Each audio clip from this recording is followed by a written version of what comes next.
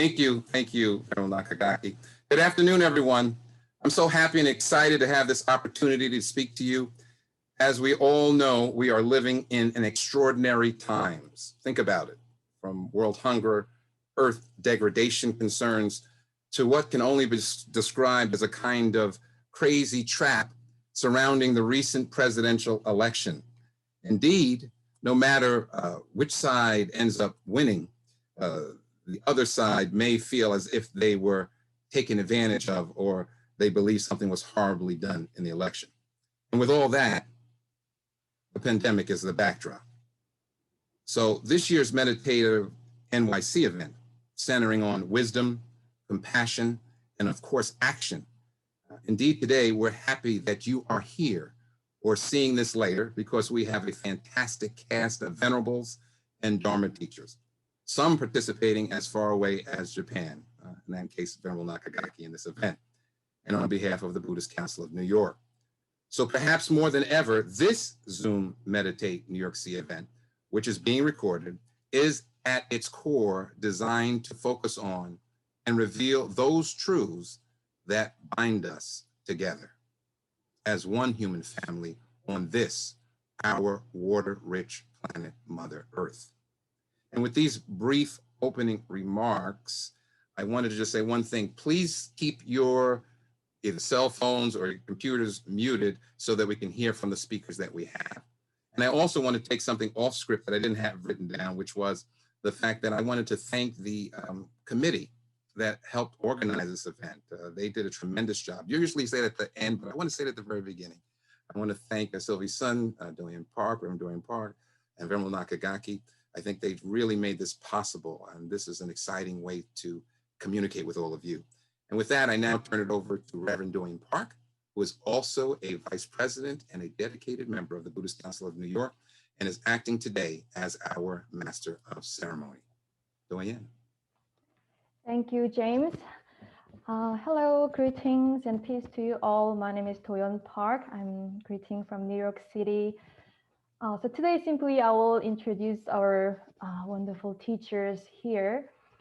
And then I will put their bios on the chat box so that you can read more detailed bios. So we have first, Venerable Dr.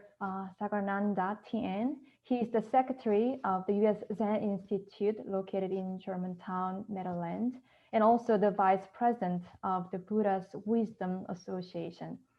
So please, Venerable, you can go first. So I just unmute. Can Yes. everybody hear me now? Okay. All right. Give me one second. I'm gonna put your thing up. Sure. Now? No. May I get this toward the very end? Okay, no problem. Mike. Mm-hmm. All right, no problem. But you can see it looks beautiful. All right. Thank you.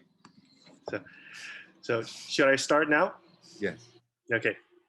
Well, foremost, I would like to express my most sincere gratitude towards my colleagues at the Buddhist Council of New York, who organized this very meaningful event during this dire time. Particularly the President, Mr. James Lynch, Vice Presidents, Venerable Dr. T.K. Nakagaki, Reverend Dorian Park, and Venerable Rui Fa, as well as Treasurer Venerable Dhamma Jyoti, and last but not least, the founder of the organization, the late Most Venerable Piatissa Mahatero, as well as the rest of the speakers on our list today, from whom I eager to listen to your words of wisdom.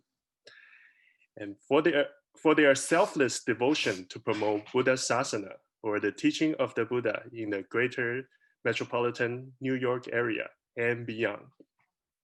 The theme of this year's Meditate NYC, Wisdom, Compassion, and Actions, gives me a chance at the midst of pandemic and socio-political upheavals to contemplate the nature and meaning of human existence through the lens of Buddhist teaching and Western literature, of which I would like to share with you. As far as I'm aware, most of you are living in New York City, one of the greatest cities in the world in terms of its rich and diverse culture, colorful history, and its symbolic significance of American imaginary.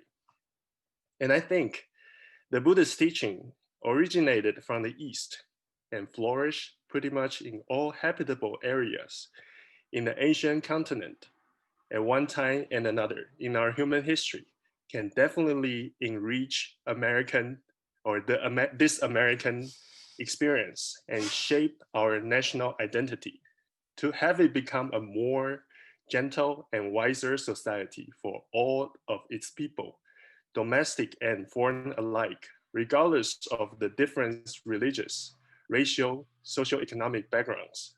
Here, I would like to begin with trying to connect the image of New York City, this great New York City, to an image of an ancient city mentioned in the Buddhist text, in order to bring out the flavor and potentiality of this enrichment through literary dialogues.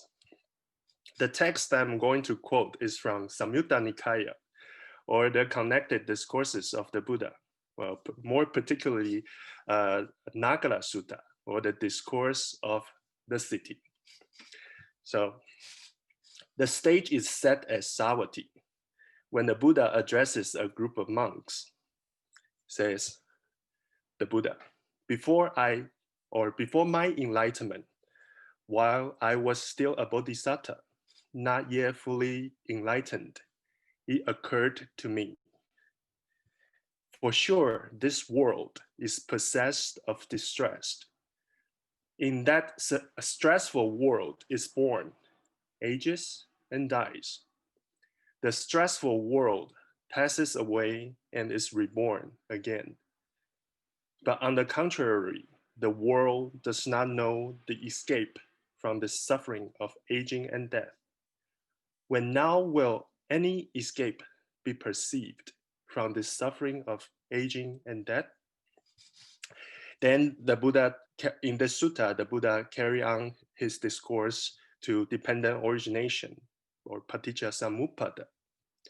Aging and death comes to be when there is birth.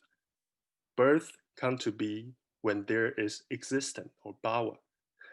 Existence comes to be when there is clinging. Clinging comes to be when there is craving, tanha. Cravings comes to be when there is feeling. Feeling comes to be when there is contact, or phassa. Contact comes to be when there are the 6 sense bases. Sense bases come to be when there is name and form. And when there is consciousness, name and form comes to be. By his meditative cultivation and spiritual power, the Bodhisattva then is able to directly realize the dependently originated world, again, but through the reverse order, starting from the consciousness. And it is also through this dependently originated world that the Buddha to be is going to be able to, quote unquote, see the origination and cessation of the world. Before the end of the sutta, the Buddha presents a simile of an ancient city, which goes like this. Suppose bhikshus or bhikkhus, a man wandering through the wilderness, would see an ancient pathway, an ancient road traveled upon by people in the past. He will follow it and will see an ancient city, an ancient capital that had been inhabited by people in the past, with parks, groves, ponds, and ramparts, a truly delightful place. Then the man would inform the king or a minister. In that case, the king or the minister would renovate the city, and sometime later, the city would become successful and prosperous, well populated, filled with people, attend to growth and expansion. What does the Buddha mean by ancient pathway or ancient road leading to the deserted metropolis that once prospers? Here, the ancient pathway is the Noble Eightfold Path: right view, right intention, right speech, right action, right livelihood, right effort, right mindfulness, and right concentration. And after this vivid account of rediscovery of an ancient city that was once booming and flourishing, Let me continue presenting another image of a city in a short story written by one of the greatest Latin American writers of the 20th century, Jorge Luis Borges. A story about searching for the city of the immortals, of a magical, surreal encountering between the readers, the writer, a princess, and a rare book dealer, Joseph Cataphiles, from whom the princess bought a copy of Pope's Iliad. The story unfolds itself when the princess found a manuscript in the last volume of the Iliad that tells the journey of Joseph Cataphiles, the wandering Jew, setting out to look for the city of immortal in the desert. Here the writer writes, "This city, I thought, is so horrific that its mere existence, the mere fact of its having endured, even in the middle of a secret desert, pollutes the past and the future, and somehow compromise the stars. So long as the city endures, no one in the world can ever be happy or courageous. There is nothing very remarkable about being immortal, with the exception of mankind. All creatures are immortal, but then know nothing of that. What is divine, terrible, and incomprehensible is to know oneself immortal." They knew that over an infinitely long span of time, all things happen to all men as reward for his past and future virtues. Every man merited every kindness, and yet also every betrayal as reward for his past and future iniquities. And at the end of at the very end of this story, the readers read, "To my way of thinking, that conclusion is unacceptable. As the end approaches," wrote Cataphiles, "there are no longer any images from memory. There are only words, words, words, words, taken out of place and mutilated. Words from other men. Those were the alms left him by the hours and the centuries."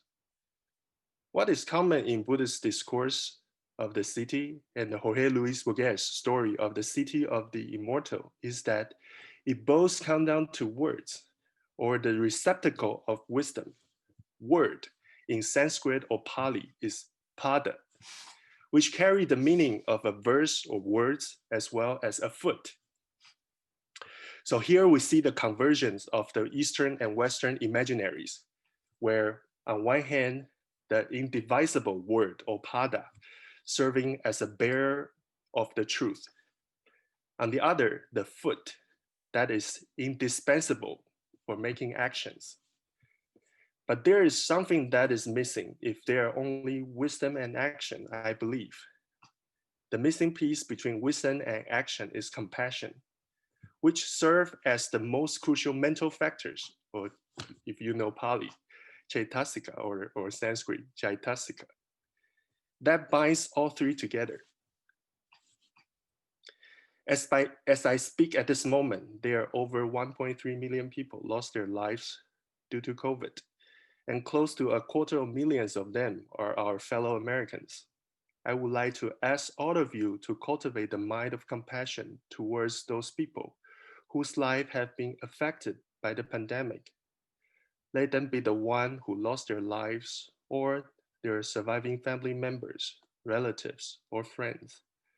Let us take the next 2 minutes as we visualize their suffering, but most importantly, giving rise to a mind of compassion by meditating on these silent words. So, James, could you please put the slides on the screen, please? Yeah. So let's meditate on this word. So distress for sure. This being is falling into. Wish him could be released from the suffering. Wish him could be relieved from the suffering. wish him could be relieved from the suffering.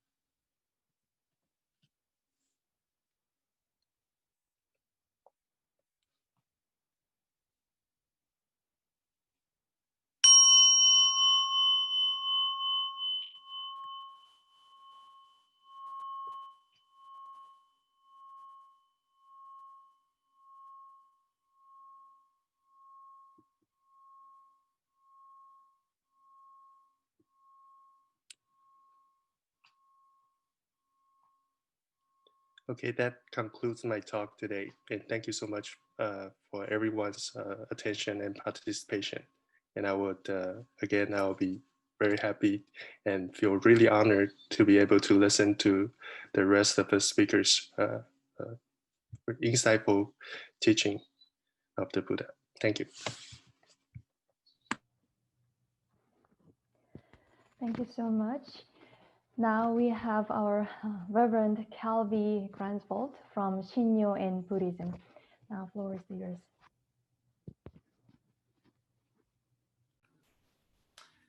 So thank you so much for the opportunity to be here. There are so many people to thank, and I can't go through them all, but I do want to say thank you to the Venerable T.K. Nakagaki, to I would say the Venerable James Lynch, and Venerable Do-Young Park, Sylvie Sun, so many at the Buddhist Council that I have had the pleasure of meeting and working with in the past. And I think what I wanted to share today in the short time that I've been graciously given is that the context that we're in, the fact that we're doing this over Zoom during, we would say the worst pandemic in over 100 years, is that gratitude has been an offshoot from this experience. At least it has been that for me. The reason I share that is I've spent a lot of time over the last several years working with first responders. I teach meditation to the fire department of New York City, and I help to create the mindfulness curriculum for the NYPD at their academy. I work with transit workers and so forth, healthcare. The notion of an essential worker, I think, is something that's come up, and that there are so many people, so many human beings doing incredible work that we wouldn't have thought maybe a year ago to really have profound gratitude for. people who stock our food, who deliver it, who transport us from one area to another throughout whatever region that we're in. I'm in New York. I think everyone on this call right now is an essential person, is venerable, that there's something to be venerated. And so when I was reflecting on all the beautiful things that Bhikkhu Saganananda just shared, I think there is a lot to be said when we think about how even perhaps many of us could not get through this time without the arts. And that utilizing all of the five senses has become something I'm profoundly grateful for. And so today I wanted to touch upon a little bit the importance of art, and to consider that we ourselves, each and every one of us, is like a work of art in progress, that we are both the artist and the art at the same time. Can I put up your image? You could, sure. All right, let me make sure you got this. So this image is, some of you may know it, a little art history trivia, if you recognize this image. And it's not maybe the best example of social distancing, but that's not why it's been projected. I went to an art high school here in New York City, to LaGuardia High School, and I was an art major. And I've had a lot of time to look at art over those years. And when I think about how the Buddha, Shakyamuni Buddha, is represented in different countries, different regions of the world, the Buddha does not look the same. The image takes on the cultural undercurrents and underpinnings of those areas, and there's something unique that comes out. So I chose not to show a Buddhist piece of art, but a more Western piece. This was painted by Seurat in the late 1800s. And I assume many of you know how this was painted, but it was done in the style of pointillism, meaning that there are no broad brushstrokes in this artwork. It is just dot after dot after dot. I tried to Google how many dots are on this painting. I've not found it, but suffice it to say that there are a lot. And I want to share this because I think when we consider how we construct a practice of meditation, how we construct our own unique orientation about how to approach the world with wisdom, with action, yes, with that missing component, or that emulsifying component of compassion in between, I think we do this one dot at a time. Seurat did not paint this overnight. I think it took him something like 6 years to paint this. And unfortunately, he passed away at a pretty young age from illness before he could see what this ultimately became. When I think about, again, this notion of being an essential worker or just an essential person, I think this year's Meditate NYC, the wonderful work that the Buddhist Council of New York is doing, and the work that each one of you is doing here, whether you're able to share words today or not, is essential. One of the things I shared when I was teaching at the NYPD, I shared that I think the world works best when we offer to one another that which we do best, or those things that we do best. I do believe that a practice of meditation can help us to have a deeper clarity about what is authentic and what is unique that we bring. So in my tradition, the Shinyo-en Buddhist tradition, the very name of Shinyo-en, which you could sort of see here on this surplice that I'm wearing, indicates a kind of a garden in which every planting, every flower has a diversity to it and a beauty to bring.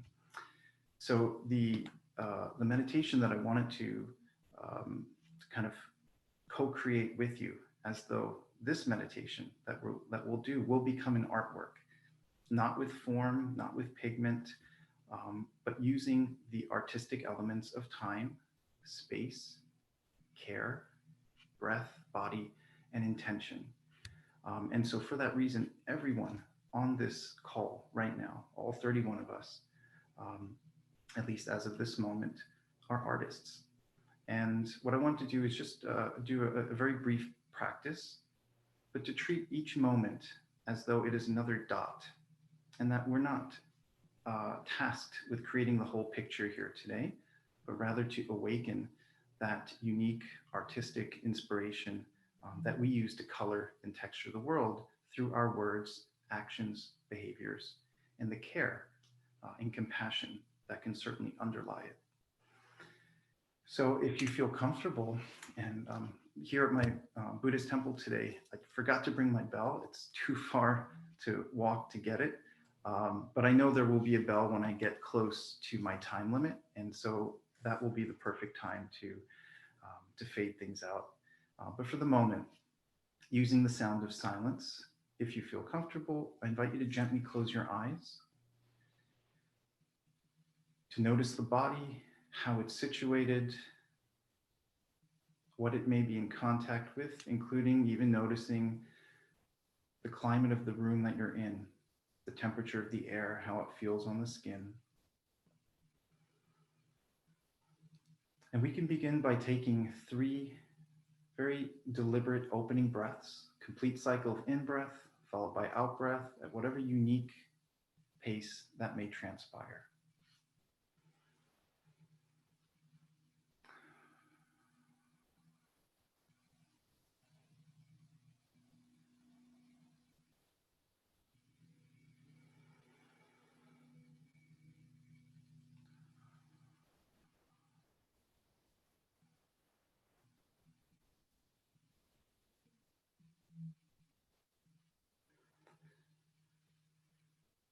And as we take those 3 opening breaths, we take a few moments to begin this particular meditation with authenticity, that we meet ourselves where we are, that we're being genuine.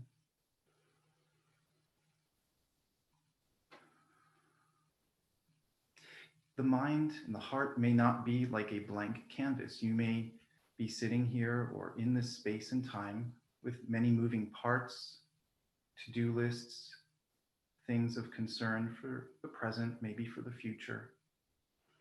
What I invite you to do is just take the next minute or so to notice what, if anything, is sort of painted on that inner canvas of mind and heart.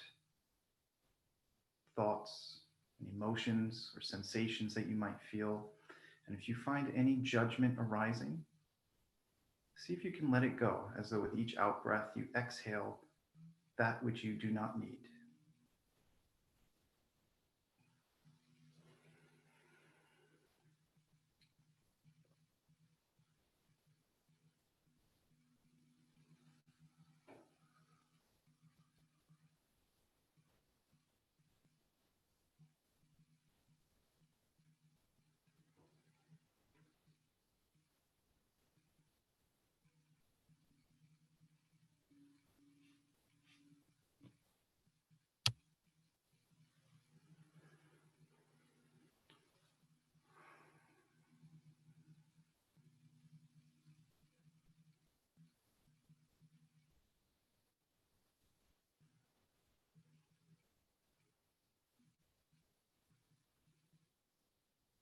In many ways, perhaps like art, there is not necessarily a right or wrong way of doing art, or what even constitutes art. And perhaps now for this meditation, letting go of any sense of how it should be, what it must be. There is no right or wrong about what we may have, the moving parts in mind and heart. What I invite you to do now is to see if you can, to the extent you can, to slow things down a little bit, noticing any stillness in the body, any silence.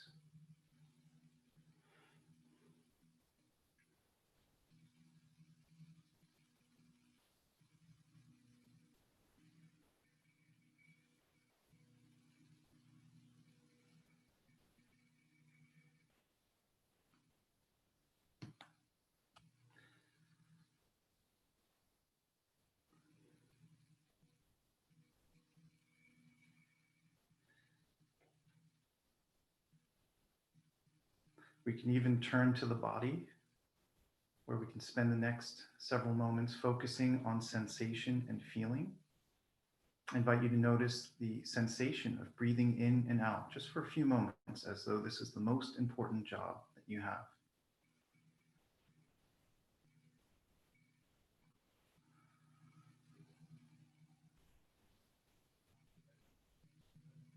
Bringing the focus down a little bit to the area of the lungs and the heart, and just noticing any gentle rise and fall as breath flows in and out.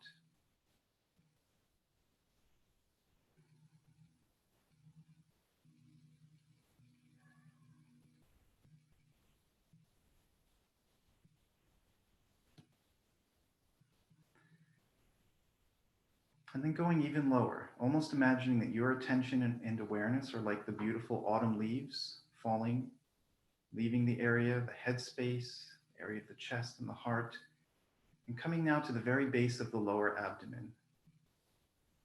If you feel up to it, it's not a requirement. You could try straightening your spine for a few moments, letting tension in the shoulders and the upper carriage of the body to relax. Bring all the focus toward the lower abdomen, noticing any motion that corresponds to your breathing. And remembering to breathe naturally as you do so.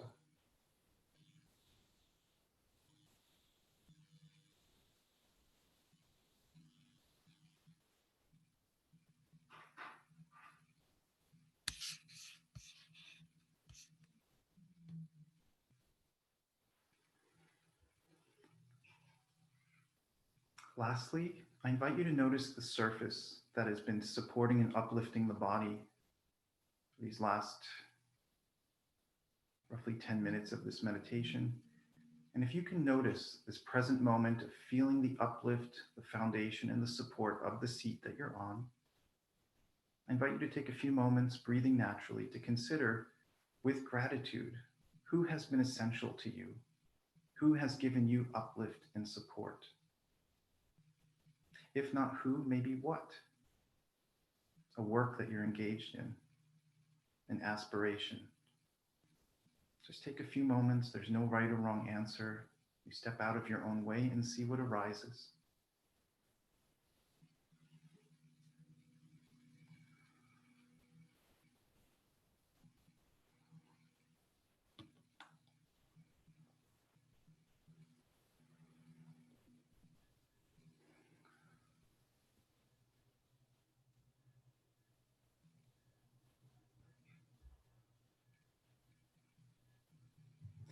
It has been said, the founder of Shinyuan had once said that gratitude is the first step toward awakening.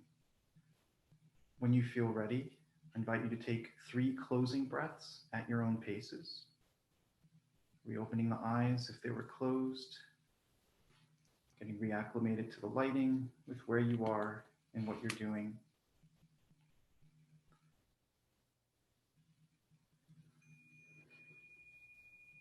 And there's the bell.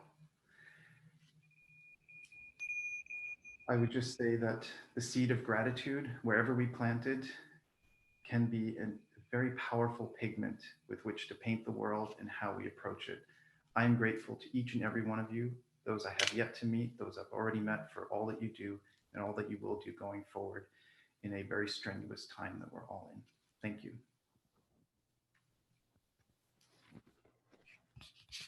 Thank you. Now we will have Tenku Roth Osho. She's the Soto Zen Buddhist priest and the head priest of the Beacon Zen Temple in Beacon, New York. Welcome, Tenku.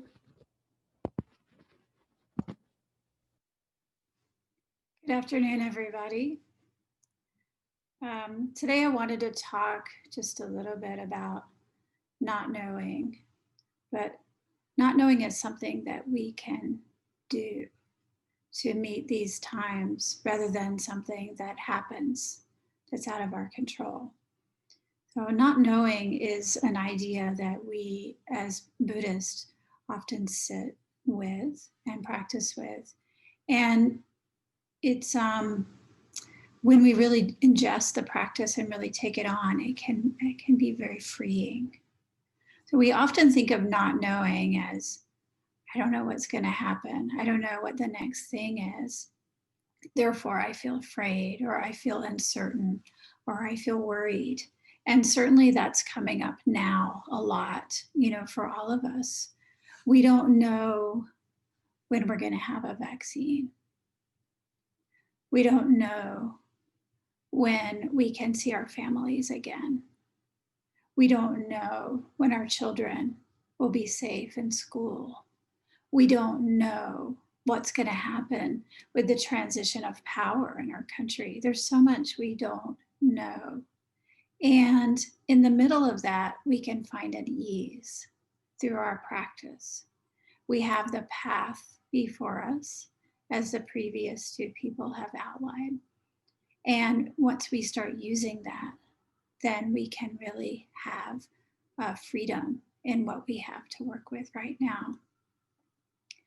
In my tradition of Soto Zen Buddhism, and I've trained mostly in Japan, we also practice koans, which are puzzles to help us unlock our thinking minds. And they're usually based on stories.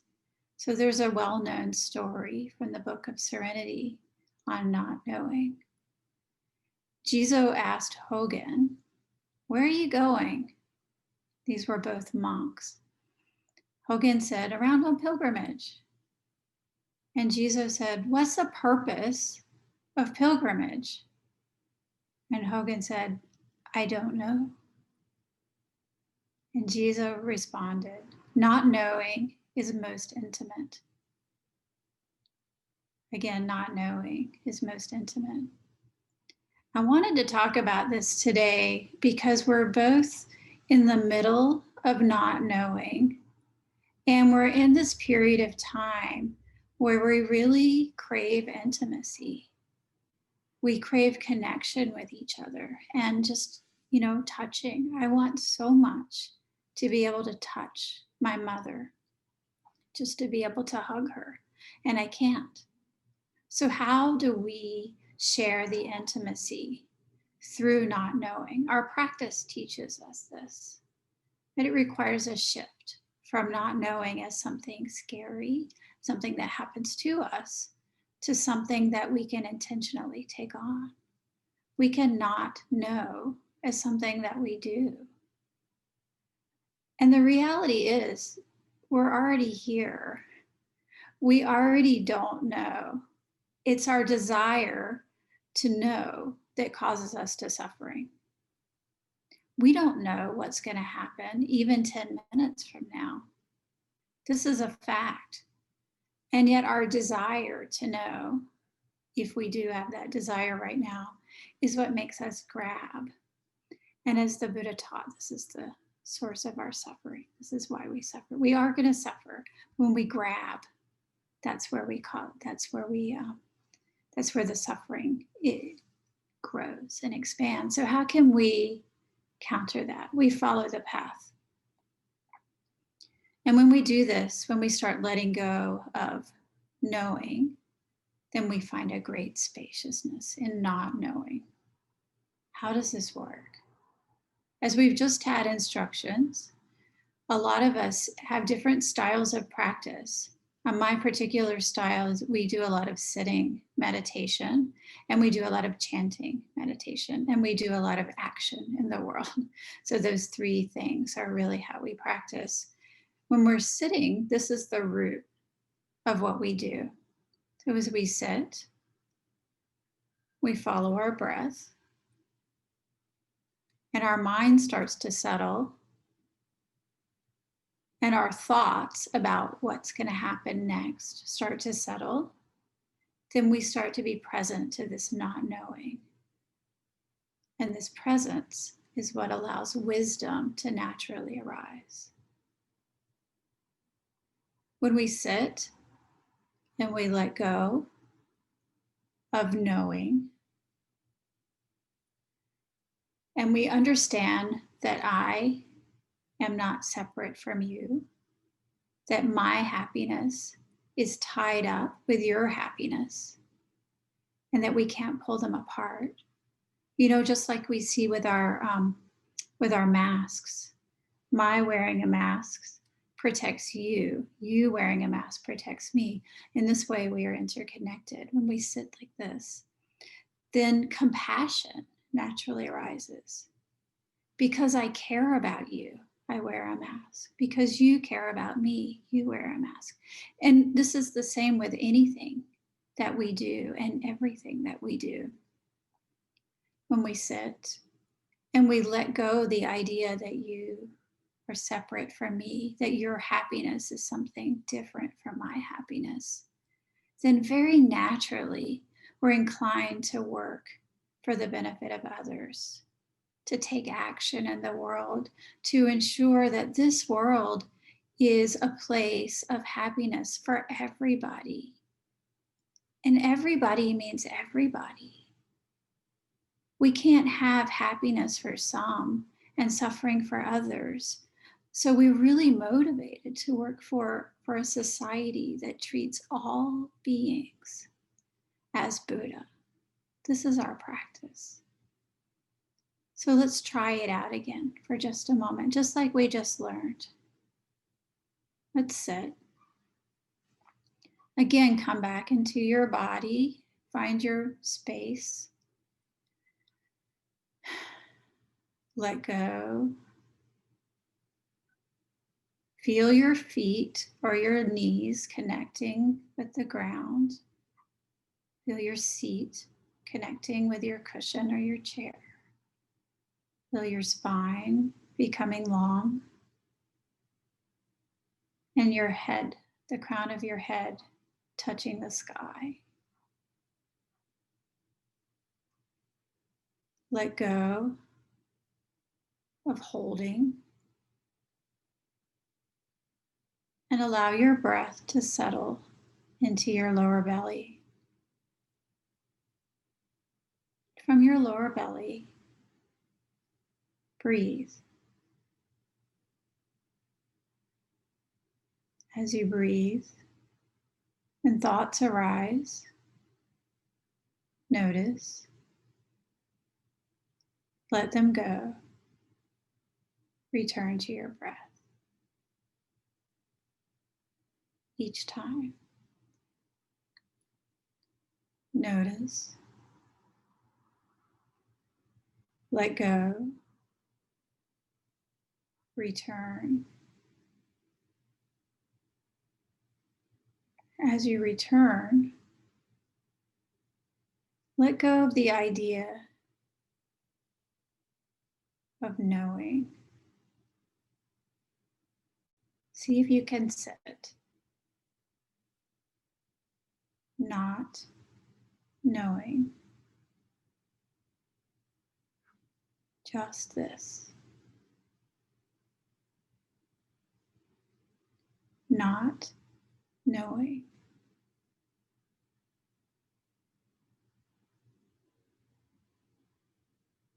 Letting go of knowing and opening to possibility.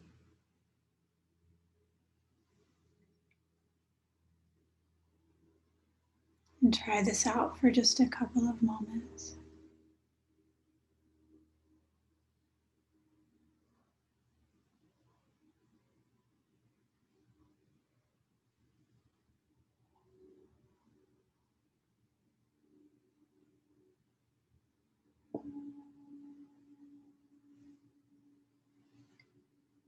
And then open your eyes and come back into this space. When we start to experience the spaciousness of not knowing, this is where intimacy is possible.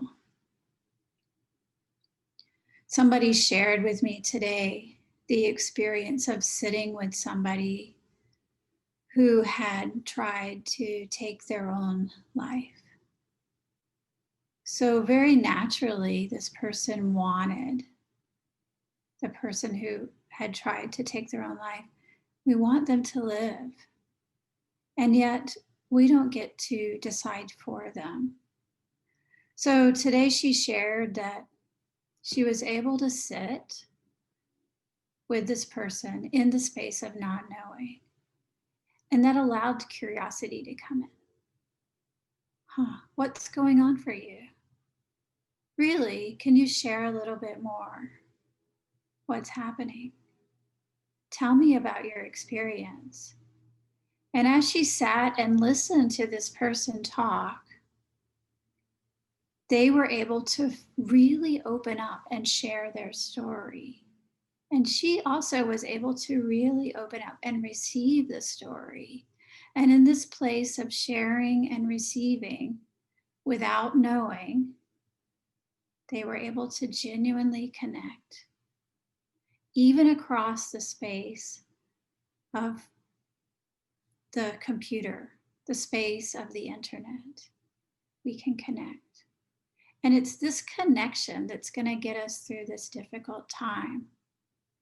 You know, winter is coming here in New York, and we know that COVID is increasing. We have to really take extra care during this time to take care of each other. So how are we going to do that in ways that truly intimately connect? What we're going to do is let go of our ideas of how we think this should be. I wish this virus was over. I wish we had a vaccine. And we're going to just be in it together, and we're going to share it. We're going to live this together. This is not knowing, and this is intimacy. And it's this intimacy, this shared connection that keeps us not only connected for the benefit of others, but benefits us in return. You know, and this, as we do this, as we truly connect, just like we're doing right now, then it creates sparks of hope for the world around us. And these sparks of hope create more sparks of hope for others. And as others also feel these sparks of hope, then we can share them. And in this way, we benefit the entire universe. Genuinely engaging in our practice, letting go of our own ideas, feeling compassion naturally arise, and acting for the benefit of all beings. And then these actions that others see create the spark of hope. We're going to get through this together, and we're going to be okay. And we can be okay not knowing, because again, not knowing is most intimate. So that's what I wanted to share with you today. Thank you so much.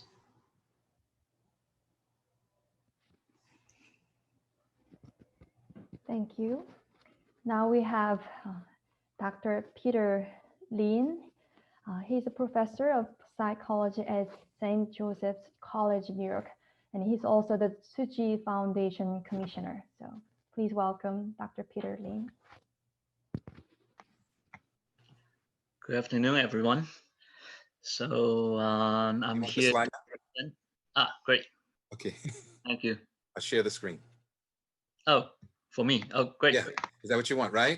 Yes, but I'm still disabled. Oh, no, I'll do it. I'll do it for you. I have it. I have it for you. You just Okay. make the next slide. Oh, you're gonna share a screen? Okay. Great. Thank you. So thank you for inviting me here. And I'm very grateful to be here to share my idea and introduce my foundation, which is Tzu Chi Foundation. I think the focus of today, if I really have one thing I want people to remember and go home with, is really one of our founder's teaching, Master Cheng Yen, has a very good quote. I think that's very useful for me personally. I think it would be useful for all of us. And this very simple quote is, be mindful, just do it. Be mindful, just do it. She came up with this quote before Nike, so I just want to make sure there's no like plagiarism going on here. So next slide, please. By profession, I'm a licensed psychologist, and I'm also a psychology professor. I've been studying meditation for the over past 20 years, since 2000. So I'm really pretty familiar with meditation. If you think of it as a mental training, it has a lot of clinical benefit for both my clients and students. And I love to see the parallelism between Western psychology and Eastern Buddhism. And I think both have something in common, which is to target the source of our suffering. And what's that source? I think the source, I would say, really one of the common targets, the self, right? This self-referential way of looking at the world. And often when I speak to my clients or my students, the way they conceptualize meditation, next slide, it looks something like this. So, happy white woman meditating. I mean, that's like the image that people have about like meditation. And I usually would say that that's true. Meditation does look like this. We can sit like walking Buddha, I mean, we can sit like a sitting Buddha, but we don't just have to be a sitting Buddha. We can also be the walking Buddha. So the next slide. So the next picture is what I often show my students and my client. This is what we can do as this is another way to train our mind. We don't just train our mind by sitting still. If using sports as an analogy, I often tell my students, sitting meditation is sort of like a free throw practice in NBA. You just practice free throw, but you don't just practice free throw. You kind of have to move around and do all sort of throws as well. So if you play well, not only you benefit yourself, you also benefit others. So what is meditation? What is mental training for? Often when people think about it, the most common reason people meditate now is sort of just to make themselves feel better. So I would say meditation looks something like this. The next slide. I mean, meditation is like singing karaoke, I would say, right? I mean, you could sing and you could enjoy yourself by singing. You could sing in the shower, you could sing, in your own living room.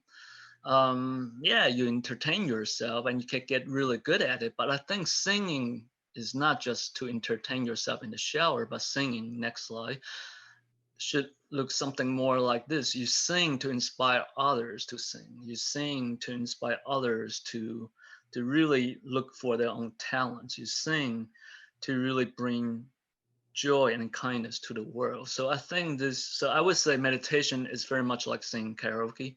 I mean, we Asian love karaoke, so we can understand this concept, right? And I think another good analogy about what meditation is for, and next slide, it's very much like this. It's very much like Lego, playing Lego. So in clinical practice, the most common reason why, if you want me to say why people are having a hard time in life, one of the quickest explanation for that is just people really have a very wrong image of themselves. People really have a very wrong sense of self in both Western psychotherapy or Eastern Buddhism, I would say. And to have a wrong sense of self is very much like playing Lego. So right now you see this is the Lego. This is for age 7 to 12. You get it home, you build it up, you have the little dinosaur, and then you break it apart and you put it back in and still a dinosaur. So having a mistaken sense of self is like you thought this Lego piece that you have now can only be built for dinosaur.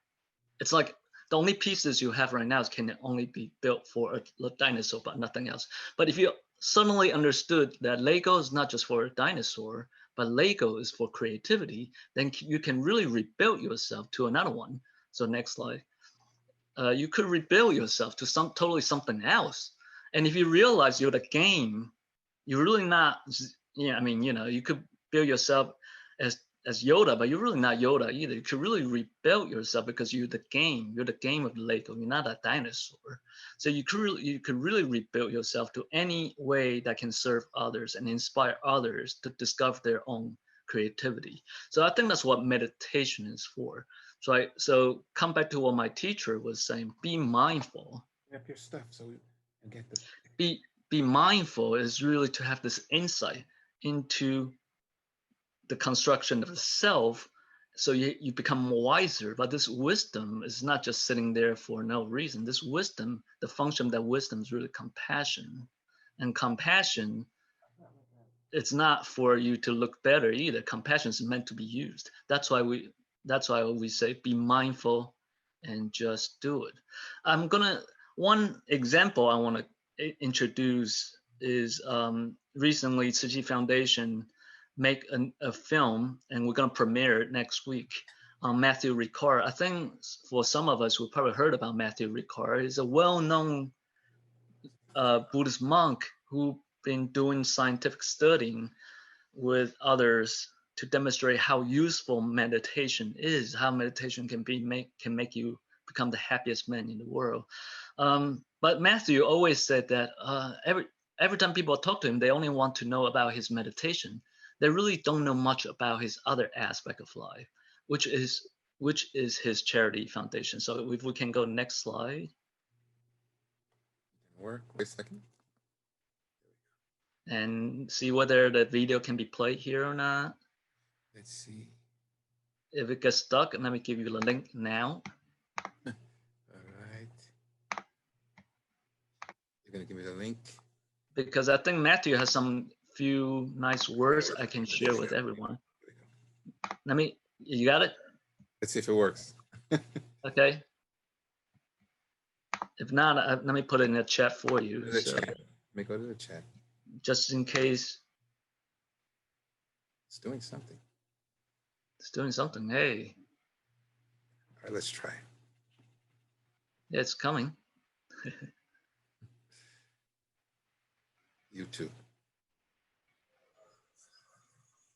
Ah, excellent.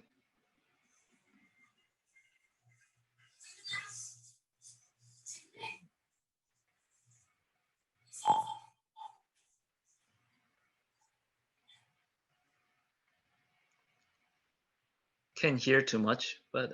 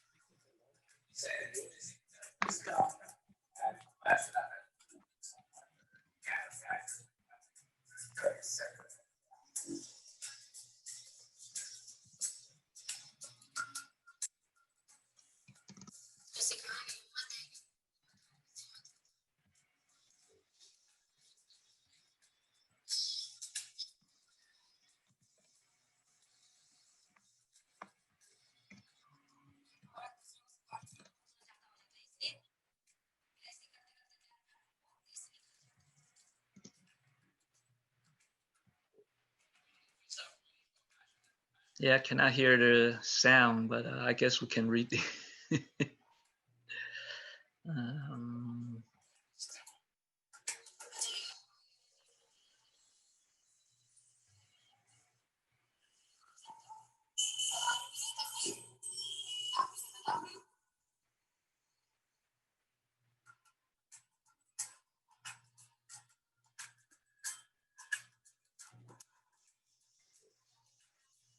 Okay, thank you. All right. So James, I gave you another link for the next slide, but you probably don't play from the video. But before you play, let me just explain a few words.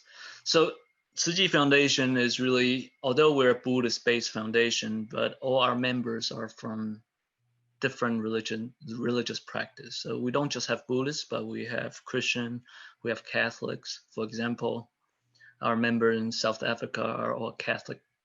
But I think if you think of meditation as mental training, then there's one mental training that's shared by all religious practice, and that is prayer. that's prayer. So I think prayer is a very important practice for anyone who want to cultivate spirituality. So here I would invite everyone to do the same practice that we invite all our members to do as well. Is we every day we do a little service, such as putting 2 pennies in your bamboo bank, or just do a kind or nice deed. But before you do those, make a prayer. So for example, before you put the 2 pennies in the bamboo, make a prayer. So this money, this service that you donate to others is not just a service or money, but it's really coming with your kindness and warmness. So this is a mental training itself. You can really every day just do a prayer to dedicate yourself to others. I think that's a very good practice. So that's what I want to invite everyone to do today, is just to do a prayer together. I would like to play this video for the prayer. I don't know how well it goes. It will work. Yeah, I guess we can try. It will work this time. Let's join our palms, and please send our prayer to everyone.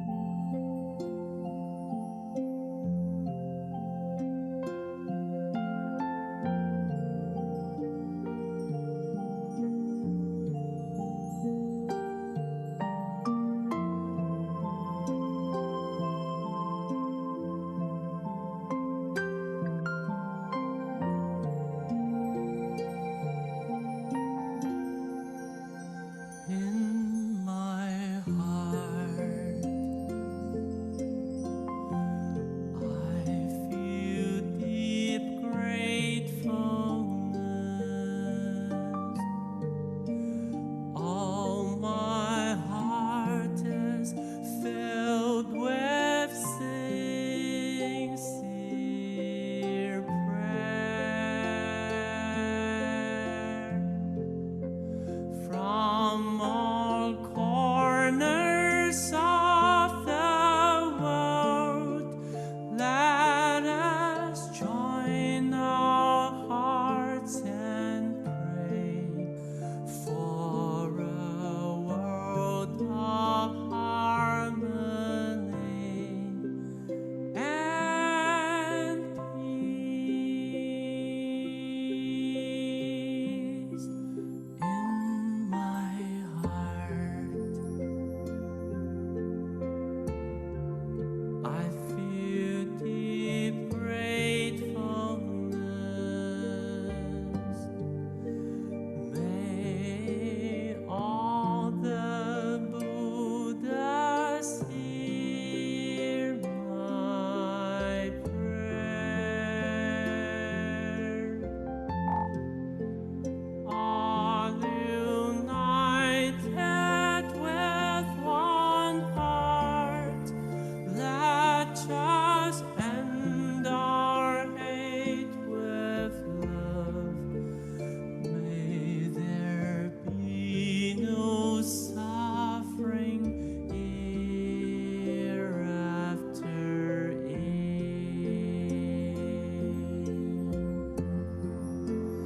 From my heart, I pray. May we pass on to all beings the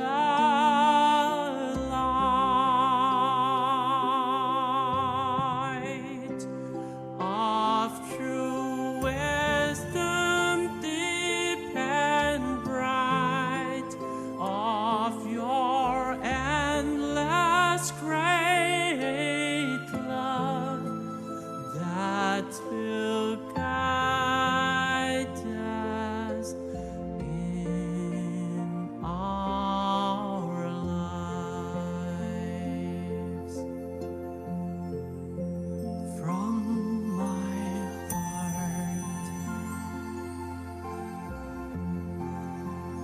heart, I pray. May we join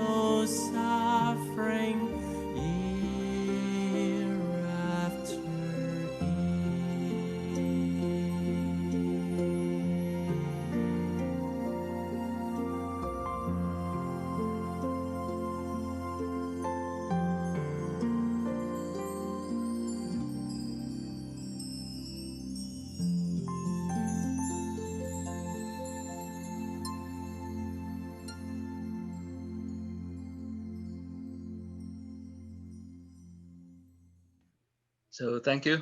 It's an honor for me to be here today. Thank you so much. Maybe Peter, you can share the link on our chat box so that we can also revisit this beautiful video. Sure. Thank you. Now we have Dr. Rebecca Lee. She's the Dharma heir in Dharma drum lineage of Chan Master Shungyen. She's also the founder and guiding teacher of Chan Dharma community. Floor is yours, Rebecca. Thank you, everyone. It's been a real treat to be learning from the many teachers from other traditions.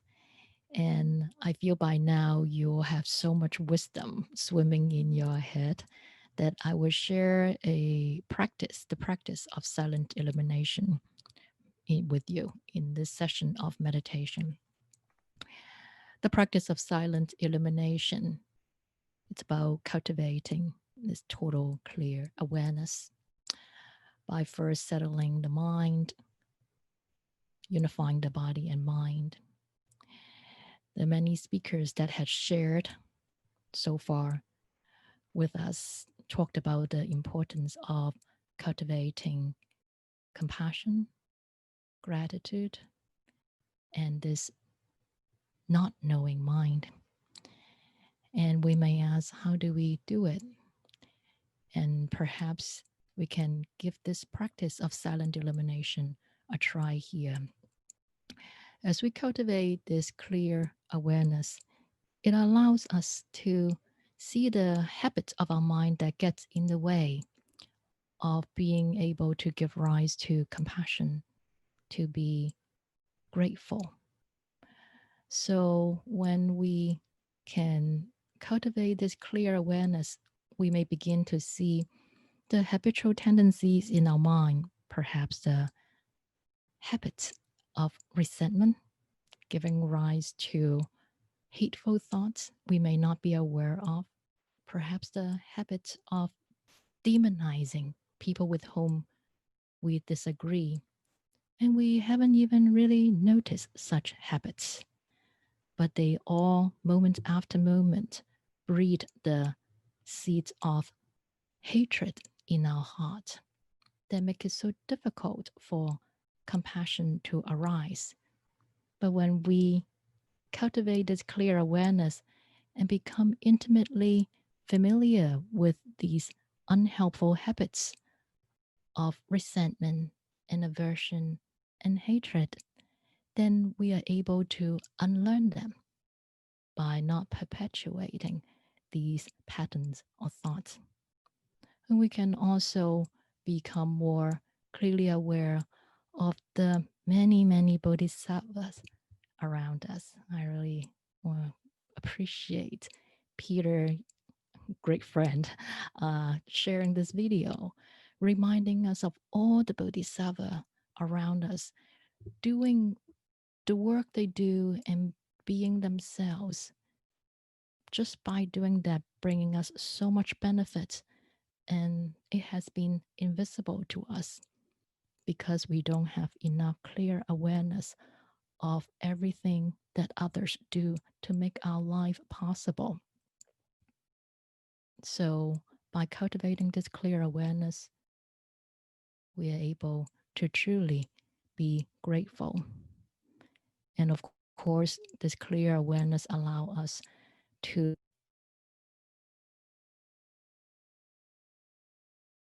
of grasping onto concept, conceptual thinking, idea and label about things and people that give us the illusion of knowing. When we become aware of this unhelpful habit of grasping onto conceptual thinking and substituting for direct knowing, the non-knowing, that give us the opportunity to truly connect with others in an intimate way, then we will be able to touch and connect with the not knowing that my other friend Tanku here helping us understand.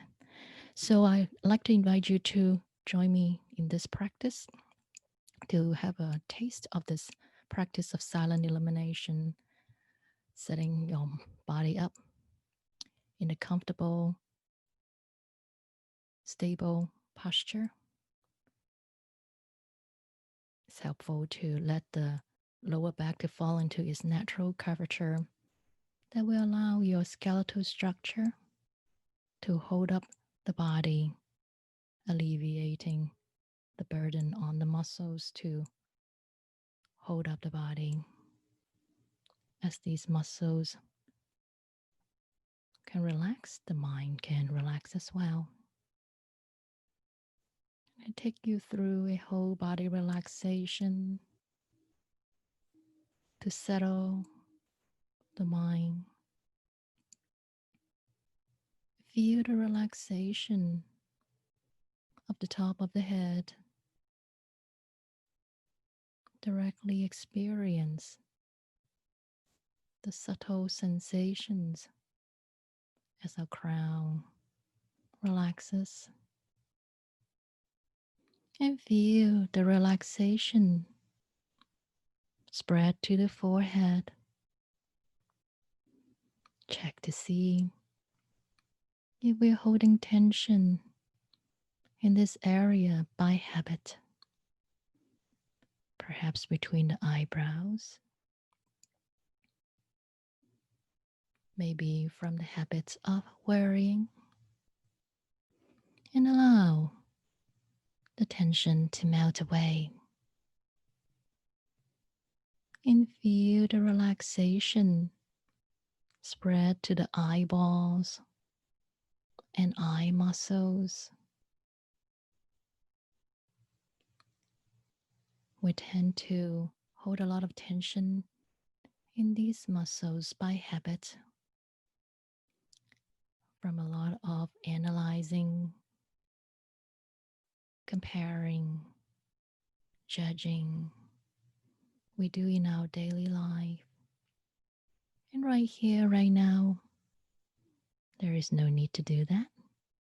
We can give these muscles a vacation and allow the tension to melt away.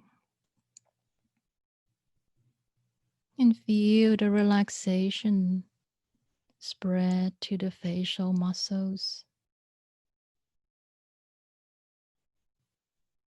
Check to see if we are holding tension in these muscles by habit.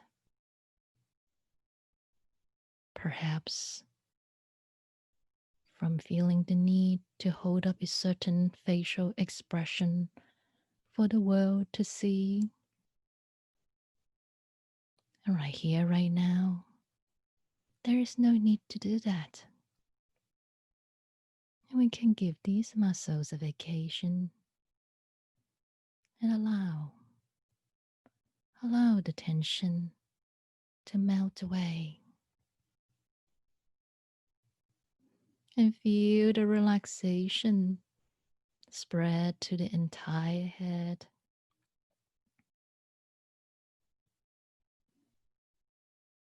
And feel the relaxation spread down to the neck muscles,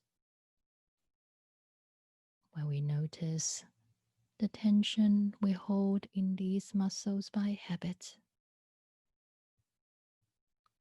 And allow the tension to melt away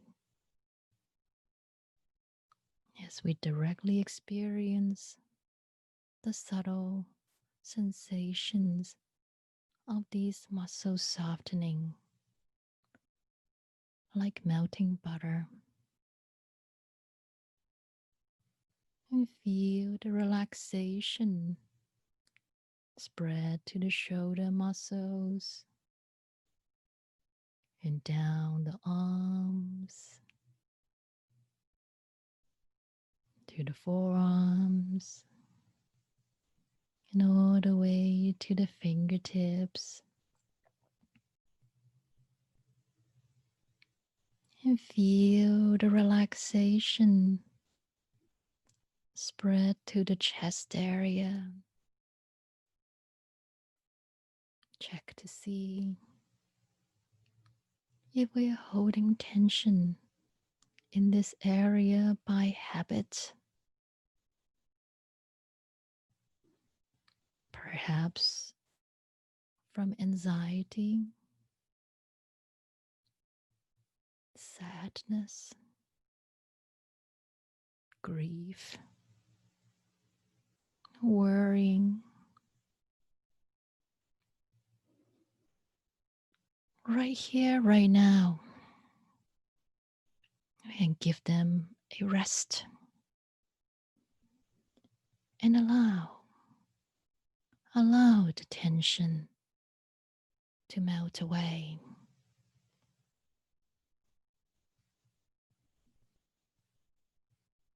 And feel the relaxation spread down the torso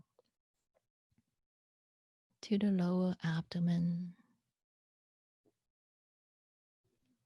We tend to hold a lot of tension in this area by habit.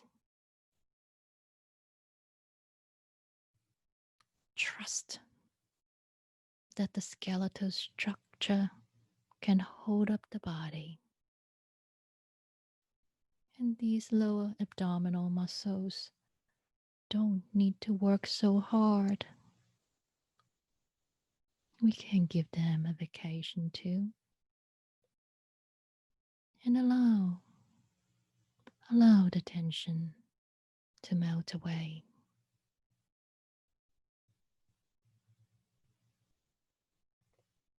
And feel the relaxation spread to the upper back,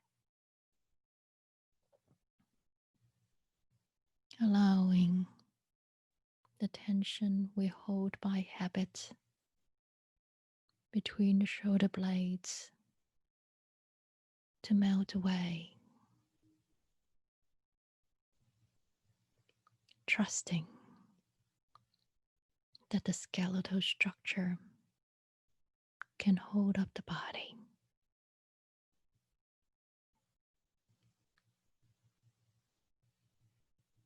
And feel the relaxation spread down the back into the lower back, and all the way down to our buttocks, where we feel the direct experience of the sensations of the body sitting on this chair or cushion. And feel the relaxation spread down the legs, and all the way down to the toes.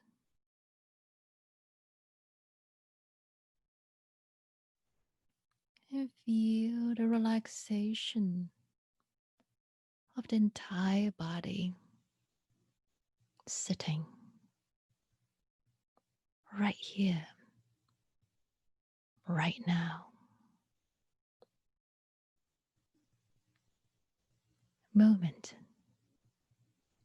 after moment.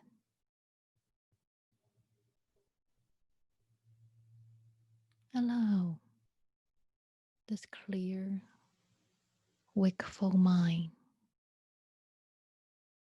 to be here with every unfolding present moment.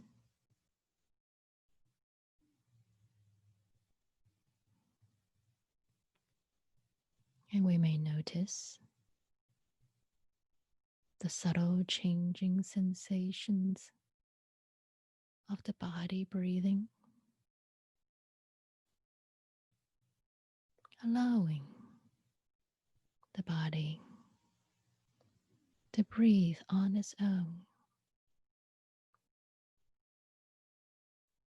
We can stay with the changing sensations of the body breathing, allowing our attention to rest on this changing sensation, to gently anchor our mind to the emerging present moment. Moment after moment, allowing whatever is arising in the present moment in the mind to be here. A thought, a memory, a feeling, whatever it is. When we allow it to be here, we are no longer busy activating our unhelpful habit of aversion, hatred, and allow ourselves to fully see and hear and experience each thought and allow it to move on when it's time.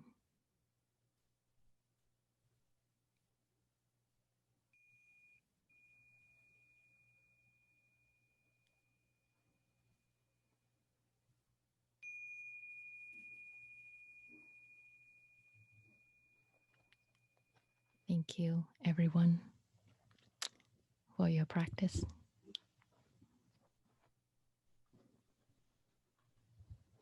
Thank you. Now we have Venerable Dr. Malik Hokyu Walker.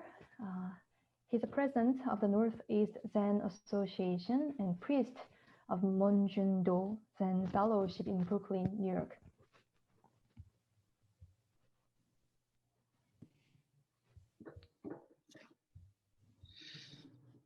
Good afternoon, everyone.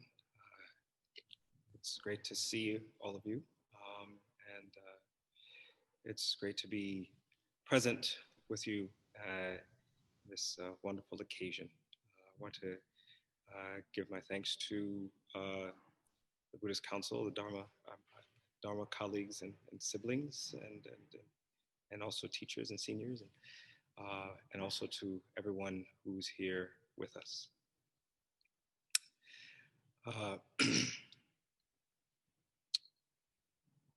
want to begin by just starting with getting back into meditation. The tradition, the style of teaching and speaking in my lineage is it's called kusen, right? So it's during meditation. This won't be so spontaneous, but a spontaneous talk on the essential or the something that speaks to an experience of the moment.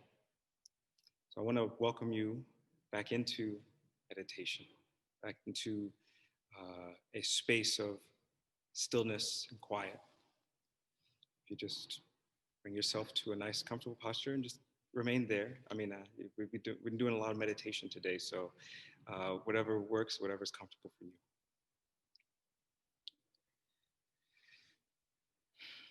Just make sure that you keep breathing in the nose and out the nose. Long, slow, deep exhalation. Large, deep inhalation.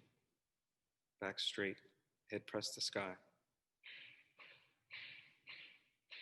Body, lower body planted and stable, however that is, whether you're seated in a cushion, knees press the floor, you're sitting in a chair, feet flat, or however it is, as long as everything can flow up and down, from your breath to your circulation,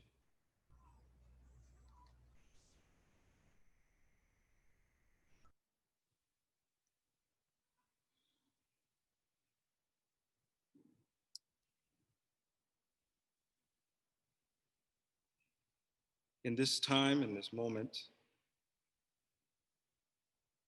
as you move through your meditation, as you move through or as you remain still,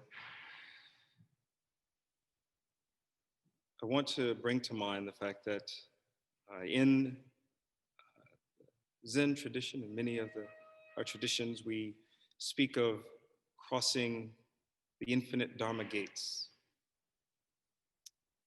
And the last 2,500 years or so or more of Buddhism being around, we've crossed many of them. We've seen many, as a community, we've seen many of the same things that we're experiencing now, right? Pandemics, tragedy, unrest, new ways of thinking about how to be together, adjusting to new realities.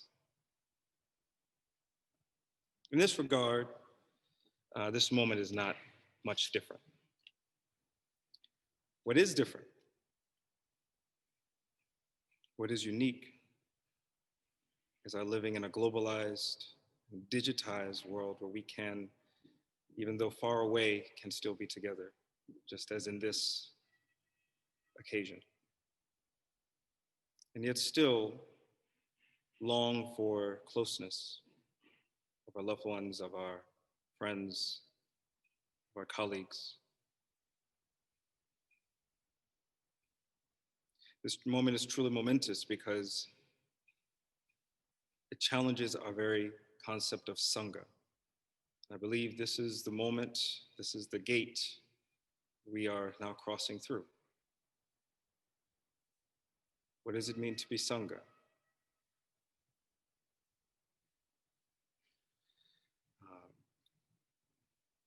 We make our devotion to the Buddha, the Dharma, and the Sangha.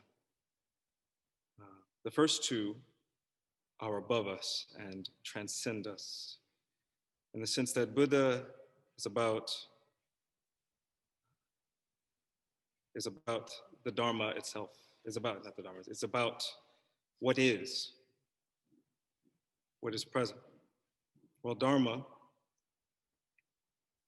is about becoming, walking the path, making a choice. But Sangha is a little different. Sangha is about sharing. It is within Sangha that we learn about vulnerability and, as many of the talks have echoed, intimacy.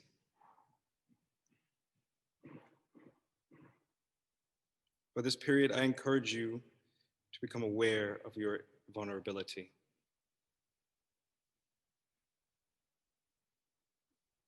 As we are here, the pandemic rages on. Here we have to explore how vulnerability touches us as a community, as a society, and most especially in the world. In 2020, we have crossed through another gate as a Sangha, as a community, as a society in the world.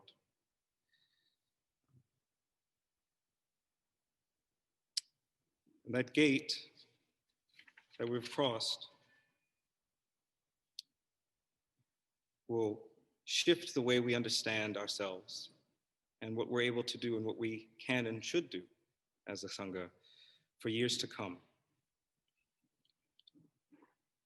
In Zen and broadly in Buddhism, we don't like talking about good or bad things. There are tragic things, there are unfortunate things, there are things that reveal to us suffering. And if anything revealed to us in this moment, our vulnerability. Yet in crossing this gate, what we have to do, what we have to consider in a digitized and globalized world, and being together and in sharing, I think will take courage and encouragement. I believe these are the two pillars of Sangha, if we want to talk about Sangha having pillars.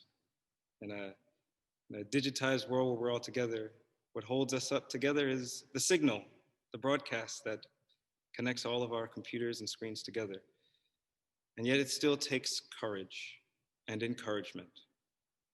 Courage to show up, to be present, to come to awareness and reckoning with our vulnerability, but also encouragement, encouraging others to share even as we share in this moment, share in this way, and in all of the ways. The courage I want to say that we mean a posture, action, a way of moving in the world or being still.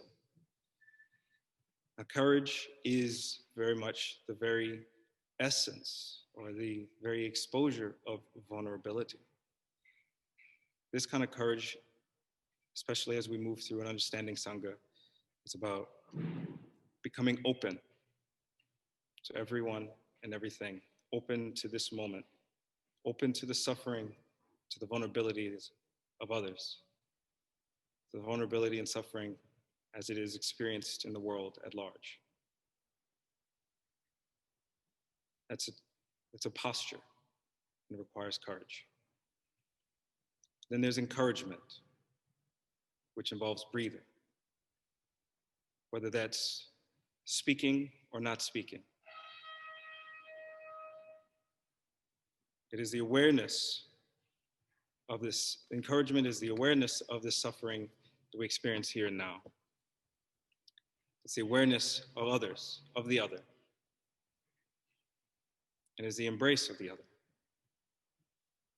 So as we move through and have to learn how to be Sangha all over again, as we've done before many, many times, open yourself up.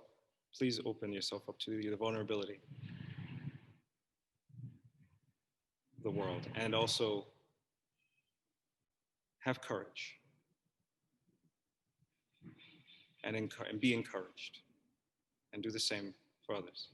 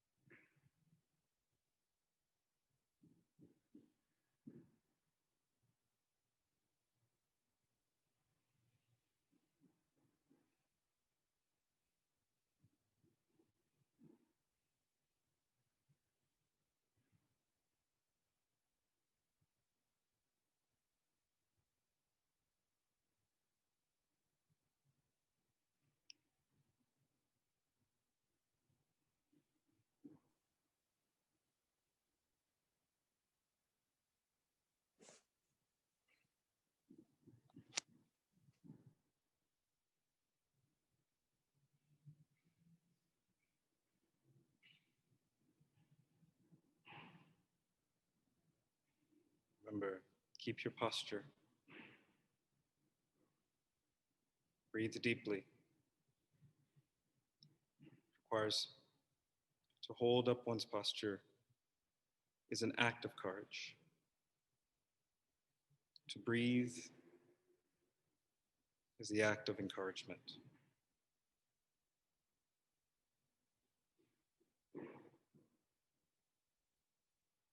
Head to the sky. Long, slow, deep exhalation.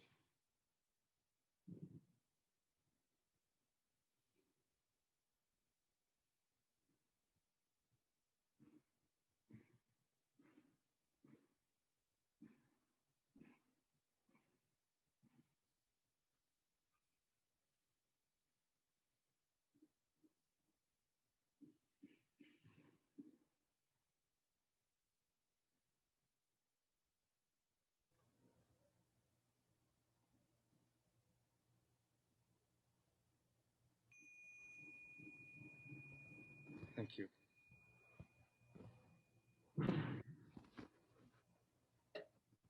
Thank you so much. Wow. Now we have two speakers left. We'll have Tashi Chodron. She is the Tibet Buddhist lay practitioner, and she manages the Himalayan culture programs and partnerships at Lubin Museum. Tashi, floor is yours. Thank you. Would you like me to put up the picture now? I'll say the prayer first, and Okay. then I'll call out for you. Thank you, James. Thank you. Thank you, and thank you, Doyen, and thank you, Buddhist Council of New York, and thank you, Sylvie, for being the person who introduced me to this session this afternoon.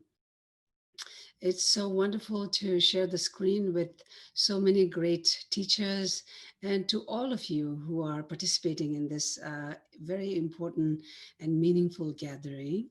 I'd like to start the session with reciting on the verses of 8 Noble Auspicious Ones.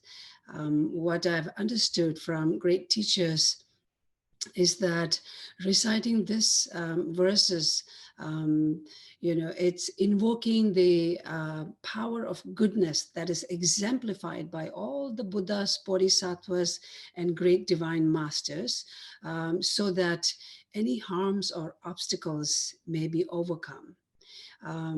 But those who don't, read Tibetans or don't know this by memory, I even heard that just by hearing this also purifies all of our obscurations and brings forth prosperity and good luck. So with that pure intention and motivation, I like to take a little less than 2 minutes of your time to recite this for the benefit of all beings. So please bear with me. Om Namsi Namda Rajin de Betaji Chojina Juba in Sanji Chotan Gendin Papeto Kuna Chata Daja Tashi Shote Meja Putal Tenton to Gunjambeji. Kunlago Baja Cheta Bajan Lumbo the Bazara Beldan Sem Gentam Chelagon Tabe Beatim Zepatsara Patan and Tensum Tepetaji Pepe, they were Shepajela Chan Salo. Jambajono Palden Dojin the Shen Zewangon Boja Mepesa in Nimbo Chipa Nambazanam Kenimbo Pacho Kundusa Upadoji Peka Lushin. Chanzala Namtaji Pechi Chanchu Sembajela Chanzalo Rinchen Dunjotaji Sejinian the Jumbuzayon Kamalanya Datunda Benzo Pape Minu Janza Wanju Kolo the Rinchen Tacho Jechi Shatas in Choto Jawa Chichi Sheche Mageson Tashila Mongela Chanzalo Tamba Jambo de Junsembo Mindon Denda Jabo Yuko Pache Pota Luma Mizanum de Seta Lanze Kolo Tantishula Tantun Doje Pewan Radishu. Geleta shi benji de chongwa jela chan zalo da cha ten de chawa zong bala ge da nyewa chowa kunjin de den pa pesum de yin du ta shi de le pesum so par sho da cha ten de chawa zong bala ge da nyewa cho de den pa pesum de yin du ta shi de le pesum so par sho da cha ten de chawa zong bala ge da nyewa chowa kunjin de den pa pesum de yin du ta shi de le pesum so par sho uje yin ob jota pe ma ke sar don bola yan se chu ki ngu du ni pe ma jun e je so ta korto konde mambe ko chu ki je so da du Shinjilab Jishaza Sanguru Pemaside. So, intention and motivation is considered key to virtuous, meritorious activity and key to happiness. So with that, please, dedicate this, have the intention and motivation for all sentient beings' benefit. Now with that, I like to wish happy Diwali, actually. I think some of my friends are actually joining here. Maybe some of you know, Diwali is celebrated all over the world. Can you imagine such a beautiful today? And we are doing this together as well. And Diwali stands for Festival of Lights Over Darkness. So there is lights coming right after this result from last Saturday or so. So with that, I'd like to request James to bring the art for today, for the connection, for the session.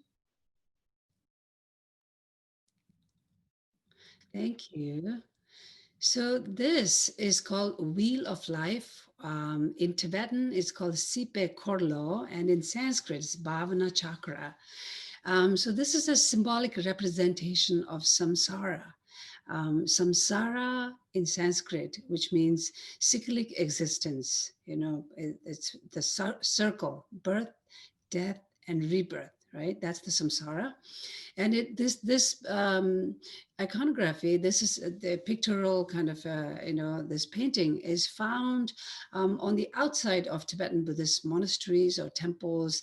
If you were to ever go to Tibetans living in exile in India or in Tibet and Bhutan or Nepal, outside the monastery, you would find this on the mural on the wall, basically to teach us about how to get rid of suffering and how to reach nirvana.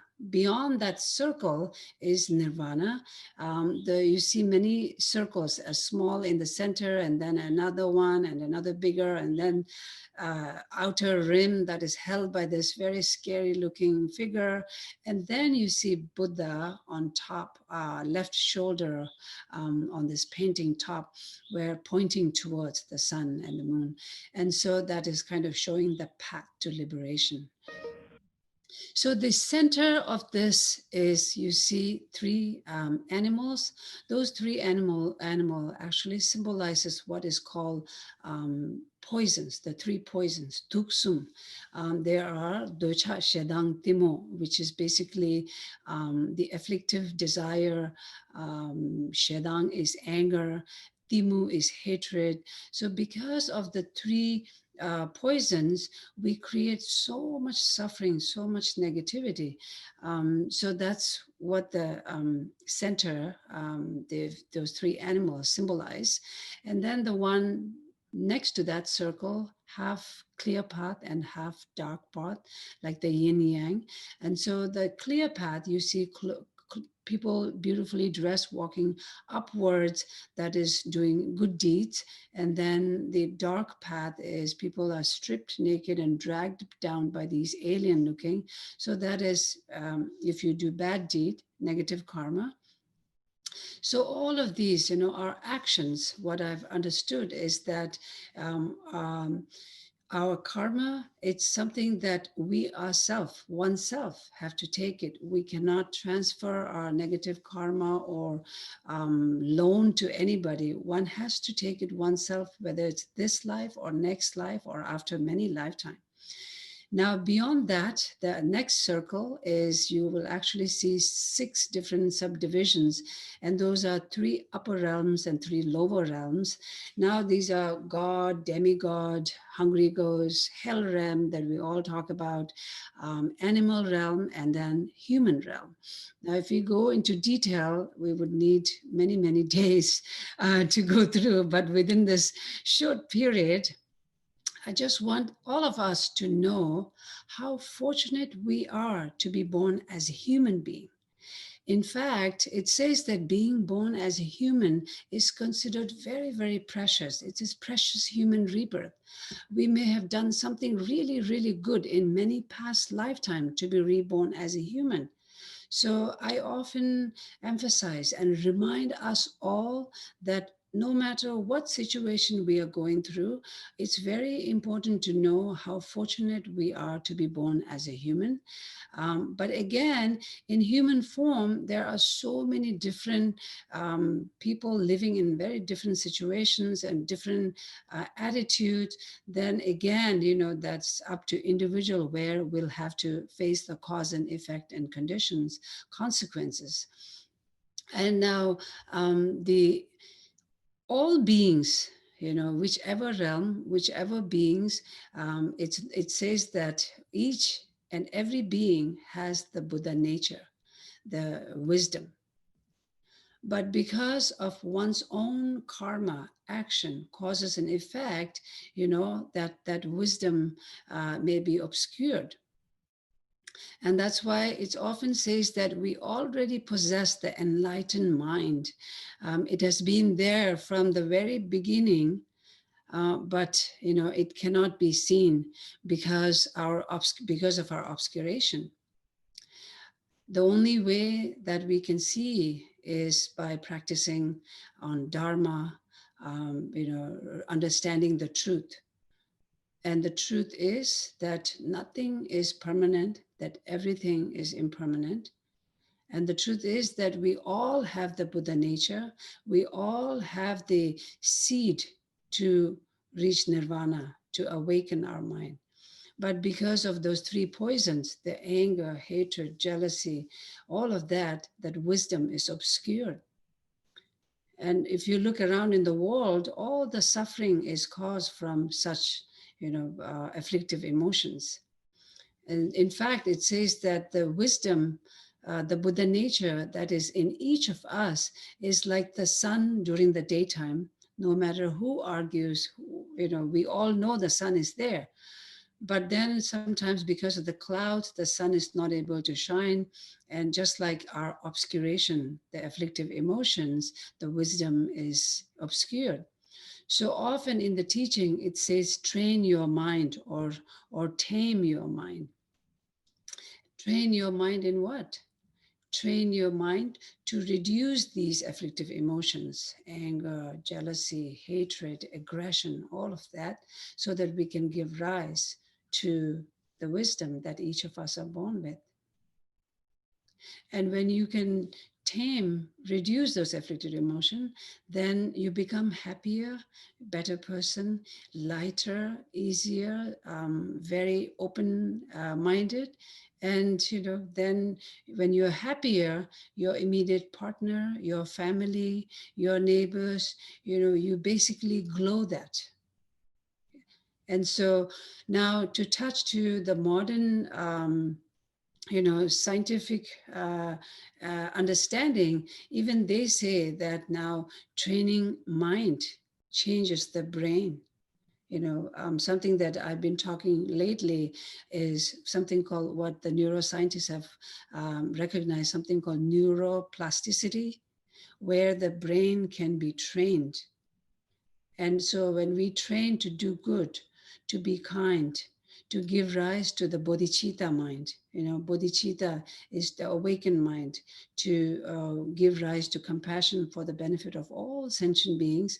That kind of, aspiration, bodhicitta, in fact, aspiring, wanting to help. So all of these are such an important way to give rise to the wisdom, the loving kindness, the compassion, that the seed that each of us are born with. And so often I've heard the teachers saying that if you want happiness, be kind, be compassionate. And if you want to see happiness in others, be kind, be compassionate. So that's, I think that's like wisdom, compassion, and the action for this topic. Maybe we can all try to sit together to give rise to that wisdom for a few seconds. So sit very comfortable. Relax your muscles in your body.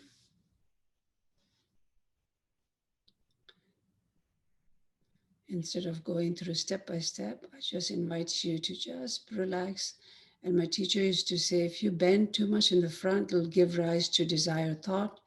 And if you are too backward, then it gives rise to ego.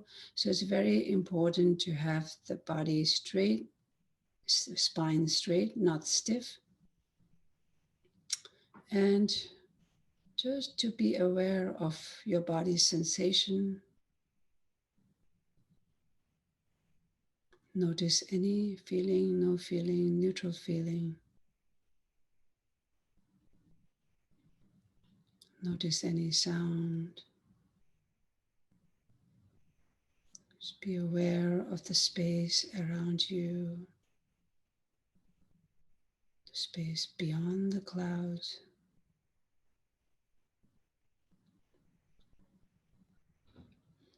And now I'd like to request you to visualize this divine, blissful, illuminating light above your head. The light of all the Buddhas, Bodhisattvas, and great divine masters.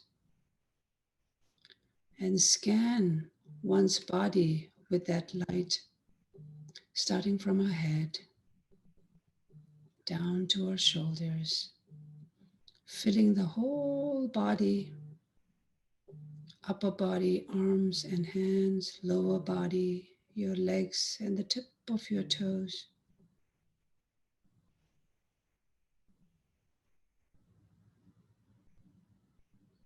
Now visualize this light purified all of one's body, speech, mind, negative karma, and healed everything.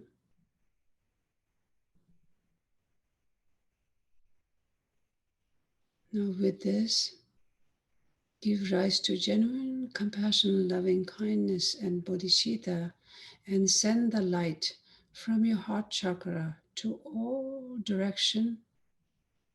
Visualize filling the whole space with this light, purifying all of the negative afflictive emotions, including the environment. And now you can dissolve the light back in your heart chakra and sit with that for a few more seconds.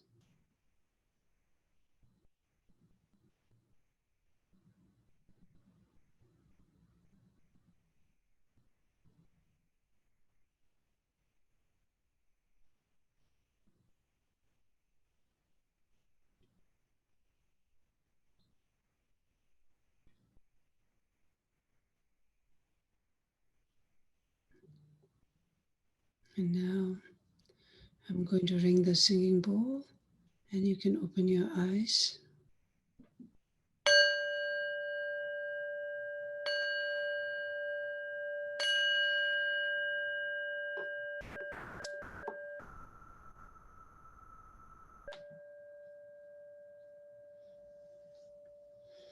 And if you can join your hands together, palms together in reverence. May all beings be free from suffering and cause of suffering. May all beings be free from all negativity, afflictive emotions. May all beings be happy and find the cause of happiness. May we overcome this pandemic swiftly. May we all remain protected. Gewa Magin Dodukun La Ho. May I dedicate this merit to all parently sentient beings in the sixth realm. Thank you. Thank you, everyone, and please stay safe. Thank you, Tassie. Now, last but not least, we have Venerable Gwen Fasi. He's the abbot of the Dharma Drum Retreat Center as a Chan tradition. Please welcome Gwen Fasi.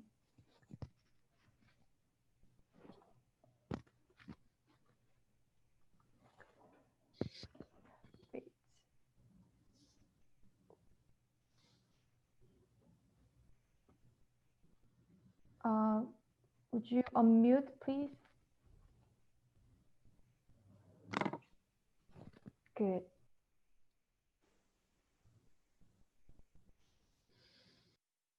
Good afternoon, all venerables and all our dear friends.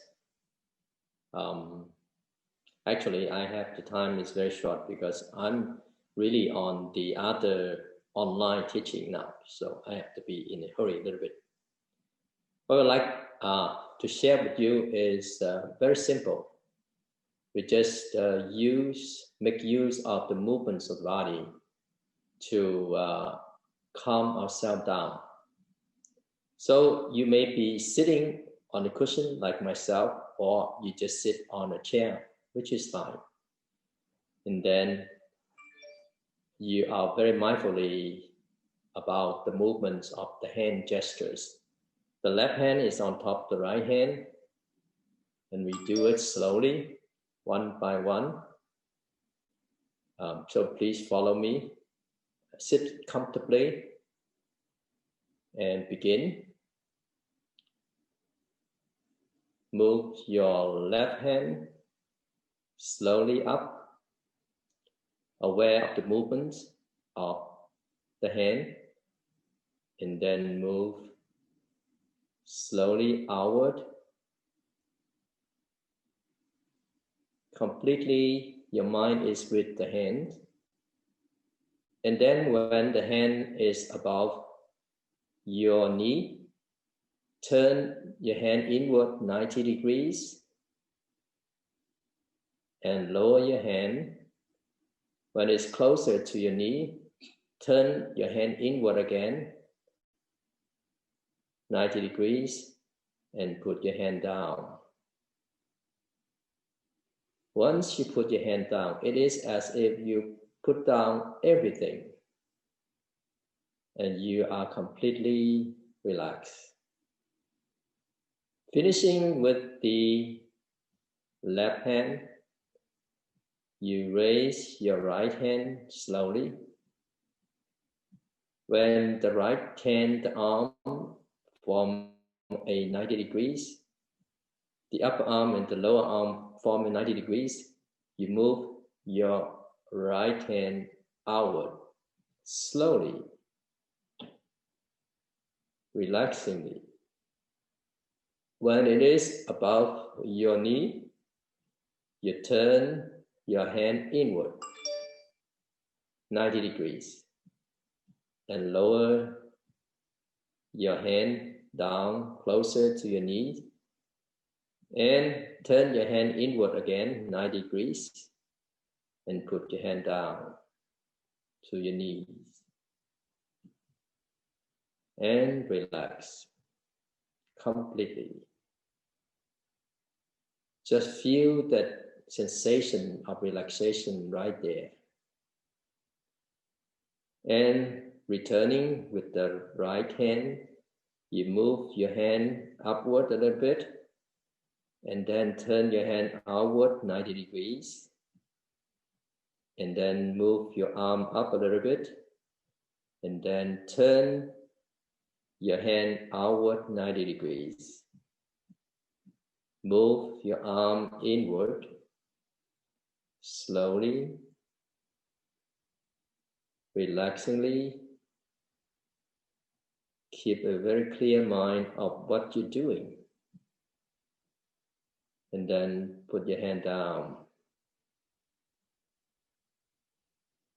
Once you put your hand down, you relax. Feel that moment of calm and relax. Left hand move up a little bit and turn the left hand outward 90 degrees and move your arm up a little bit and turn your hand outward 90 degrees. Move your left hand inward. Slowly. Once it's above the right hand, you just lower your left hand and put the two hands together. Right there, feel relaxed, feel calm, completely.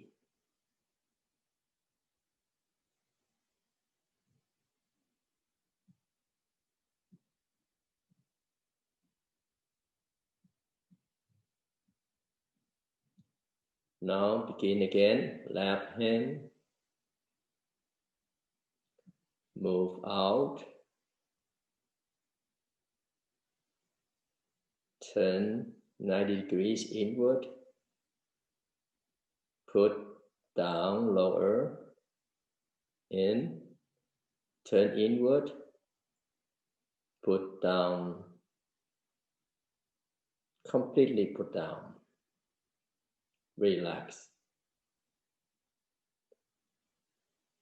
Right hand, move up, move outward,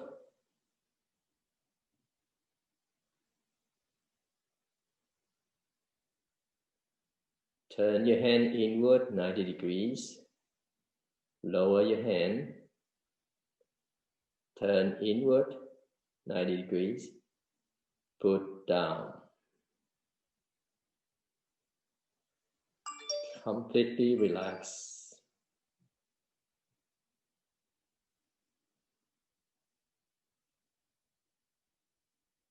Move your right palm up, turn outward 90 degrees, move your arm up, turn your hand 90 degrees outward, and move your hand inward. When it's closer to your stomach, just lower your hand and put down. Relax completely, calm and relax. Left hand, move up, turn outward 90 degrees, move your arm up and turn your hand outward 90 degrees, move your hand inward.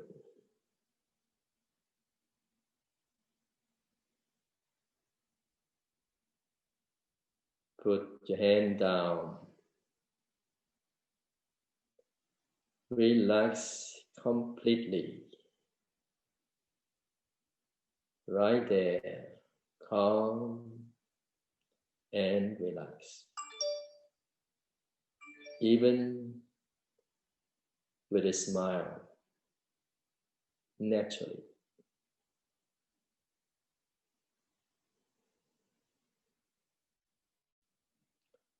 One more time. Left hand up, outward. Slow but clearly. Turn 90 degrees inward and lower the palm. And then turn the palm inward 90 degrees. Put down.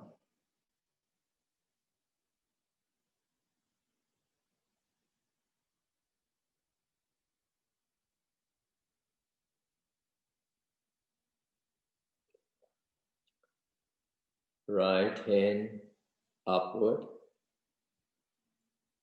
move outward, turn inward 90 degrees, lower the hand, turn your hand inward 90 degrees, put down. Calm and relax. Raise the right hand up, turn outward 90 degrees, Raise arm up.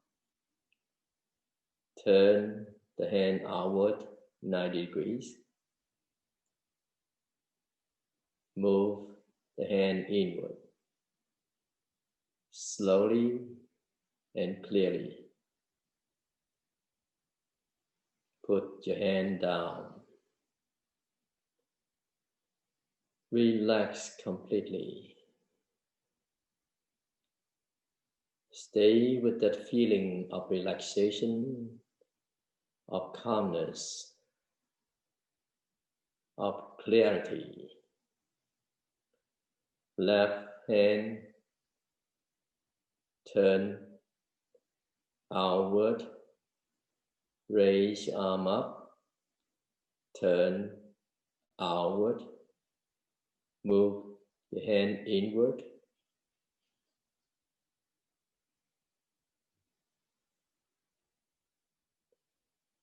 Put your hand down.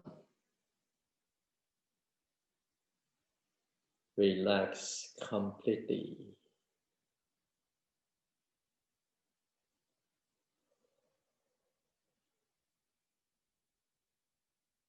Stay with that feeling of relaxation, of calmness, of clarity for the here and now.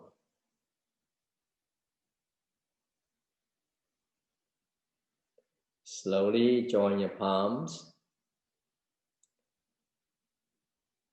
May this feeling of clarity, of relaxations, of calmness to be shared with whoever that you encounter.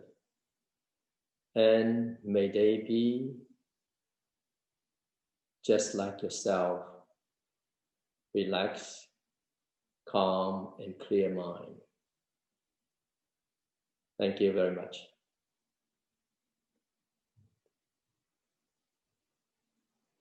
So I have to go now. Thank you, everyone. It's Thank you been so wonderful much. to be with you. Thank you. Thank you. Thank you.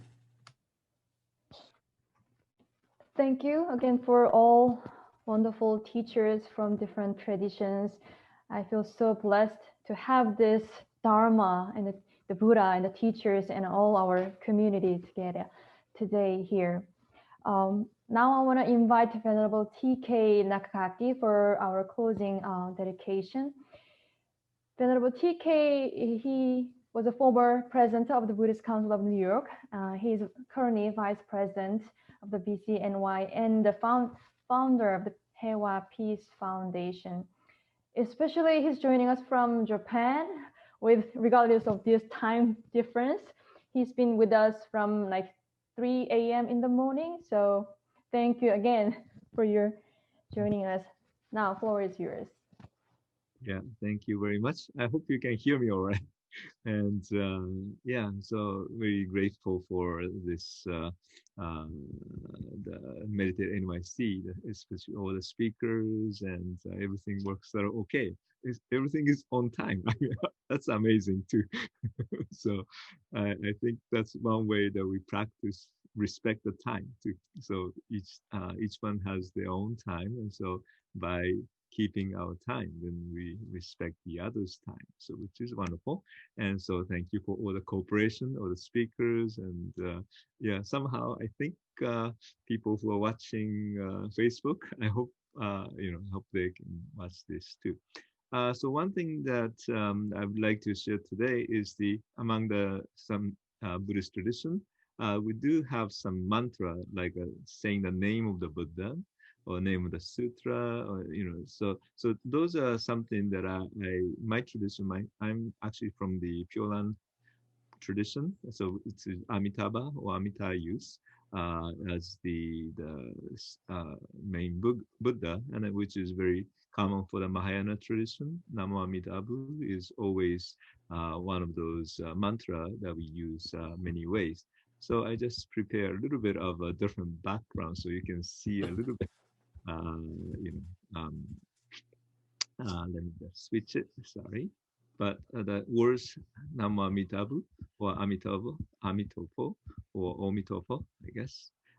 Amitabu in the other language, and Aditapa in the other tradition too. So which is a little bit like this. I don't know. Did I change my background now? Yes, Oh, okay, good. that's great. So the character that I have in a side is the yeah. So the it says that's a Japanese way of pronouncing, but the Chinese character basically the same, and then which come from the like a Sanskrit terms like Namo Amitabha, Namas, Namo as taking refuge, and then Amita or Amida as the infinite wisdom and compassion. So so anyway, so the parts that I would do is actually my tradition also saying that repeating the name itself is very important. So by repeating the name, that reminds you I mean, like simply you can say your mother's name, or you can just call mother or mom and so forth. Then all of a sudden you have a feeling of mothers come up. I mean, it's, in a way, by saying the name of the Buddha, then the Buddha come up to your life. I mean, instantly. So that's a kind of interesting part of the words that we use. And so instead of, because if you're angry, you just, but like F words you use, and then that things come up with you. So in a way, if you keep your mind always like saying the Buddha's name or the Dharma or even Sangha, so that really bring the the words coming right there, and then of course just the words, but then sometimes if you really concentrate on what you're saying, and then it's really feel that presence of the Buddha, or even we forget, when you get angry, you might say something bad words, but yet if you think of, just a moment of saying the Namo Amitabha or something, in that moment, then maybe you might stop it. Of course, you can breathe too, but it's just sometimes easier to have something to say. This, in my, I guess, experience, sometimes the being quiet is sometimes very difficult to be quiet mind unless you practice every day, or so then that's might be accustomed to it. But then most of the time people it could be some people are calm always, but yet sometimes all of a sudden if they don't practice, then it's just chaotic situation. What do I have to do? Like for me a little bit that happens to the 9/11 events. So what we have to do, I mean, in a case of emergency like this, what shall we do? But at that time, I thought actually I realized that name itself helps, because my tradition has Amitabha or Amita. So then maybe in a case of emergency, maybe we just focus on the Buddha Amita. Amitabha represent the what you call it, infinite light and an infinite life. So one side is a light as wisdom, life as compassion. So maybe whatever the moments that you live, then the important thing is focus on the wisdom or light, or compassion or life. So that kind of all of a sudden just focus on that.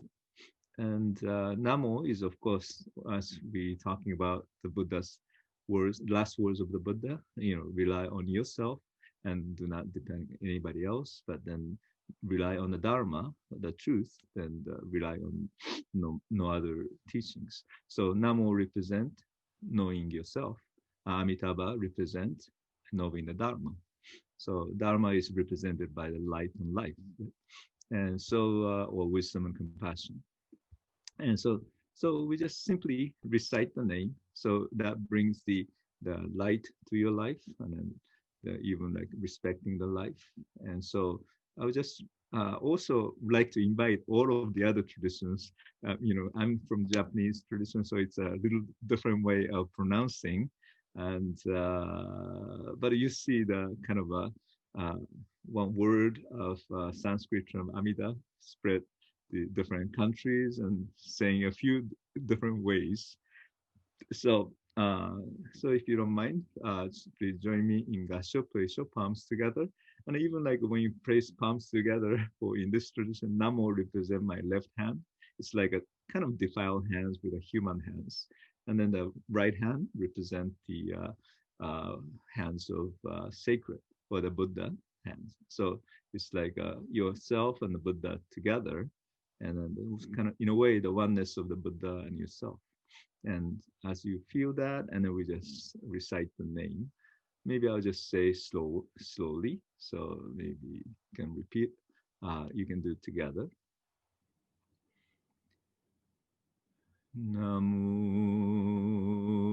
Amida Bu. Namo Amida Bu. Namo Amida Bu. Namo Amida Bu. Namo Amida Bu. Namo Amida Bu. Namo Amida Bu. Namo Amida Bu. Namo Amida Bu. Namo Amida Bu.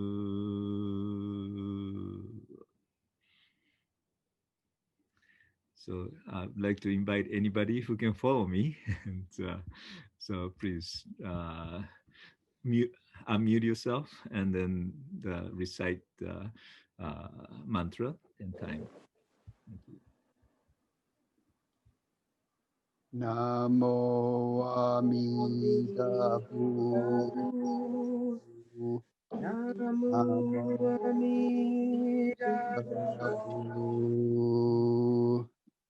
Namo Amida Bu. Namo Amida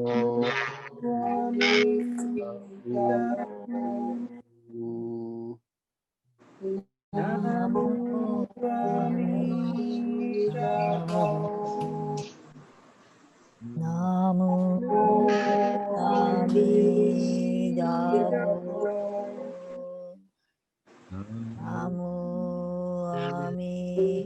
Amida Bu.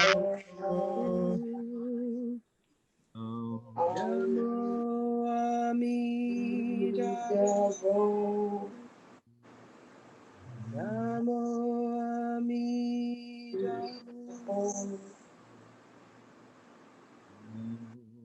Namo Amida Bu.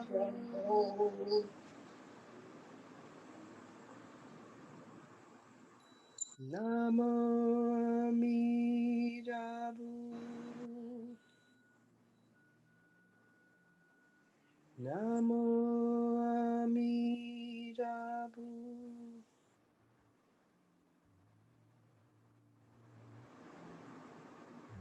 Thank you very much. I think, yeah. So it's nice to hear all different people saying that. Yeah, kind of harmoniously too. So slightly different pronunciation, but yet you just feel the kind of tradition. It's a lot of Mahayana traditions, the Amitabha as the way, and as Mahayana emphasize the compassion side of the Buddha, many ways. So Amida represents compassion of the Buddha, among the Buddha. Of course, there are many Buddhas, of course, all those are very good quality, but somehow Amida represents most compassionate, kind of compassion is emphasized. So like Avalokiteshvaras and all the other bodhisattvas too. So anyway, James, are you taking over to the acknowledgement? And so no, yes, thank you, Venerable Nakagaki. Thank you for that wonderful chanting and leading so many traditions in chanting Namo Amida Bu. And I want to thank first of all, I want to thank all the wonderful speakers we had today. You know, it was needed more than ever, I felt. I actually, you know, I was trying to move the buttons and everything at the same time while trying to do the meditation. But I really got something out of it. You know, I got something out of it. And I really got a sense of the power of our traditions, that we have something to share in this time of great difficulty. I got a lot of strength from this presentations as well.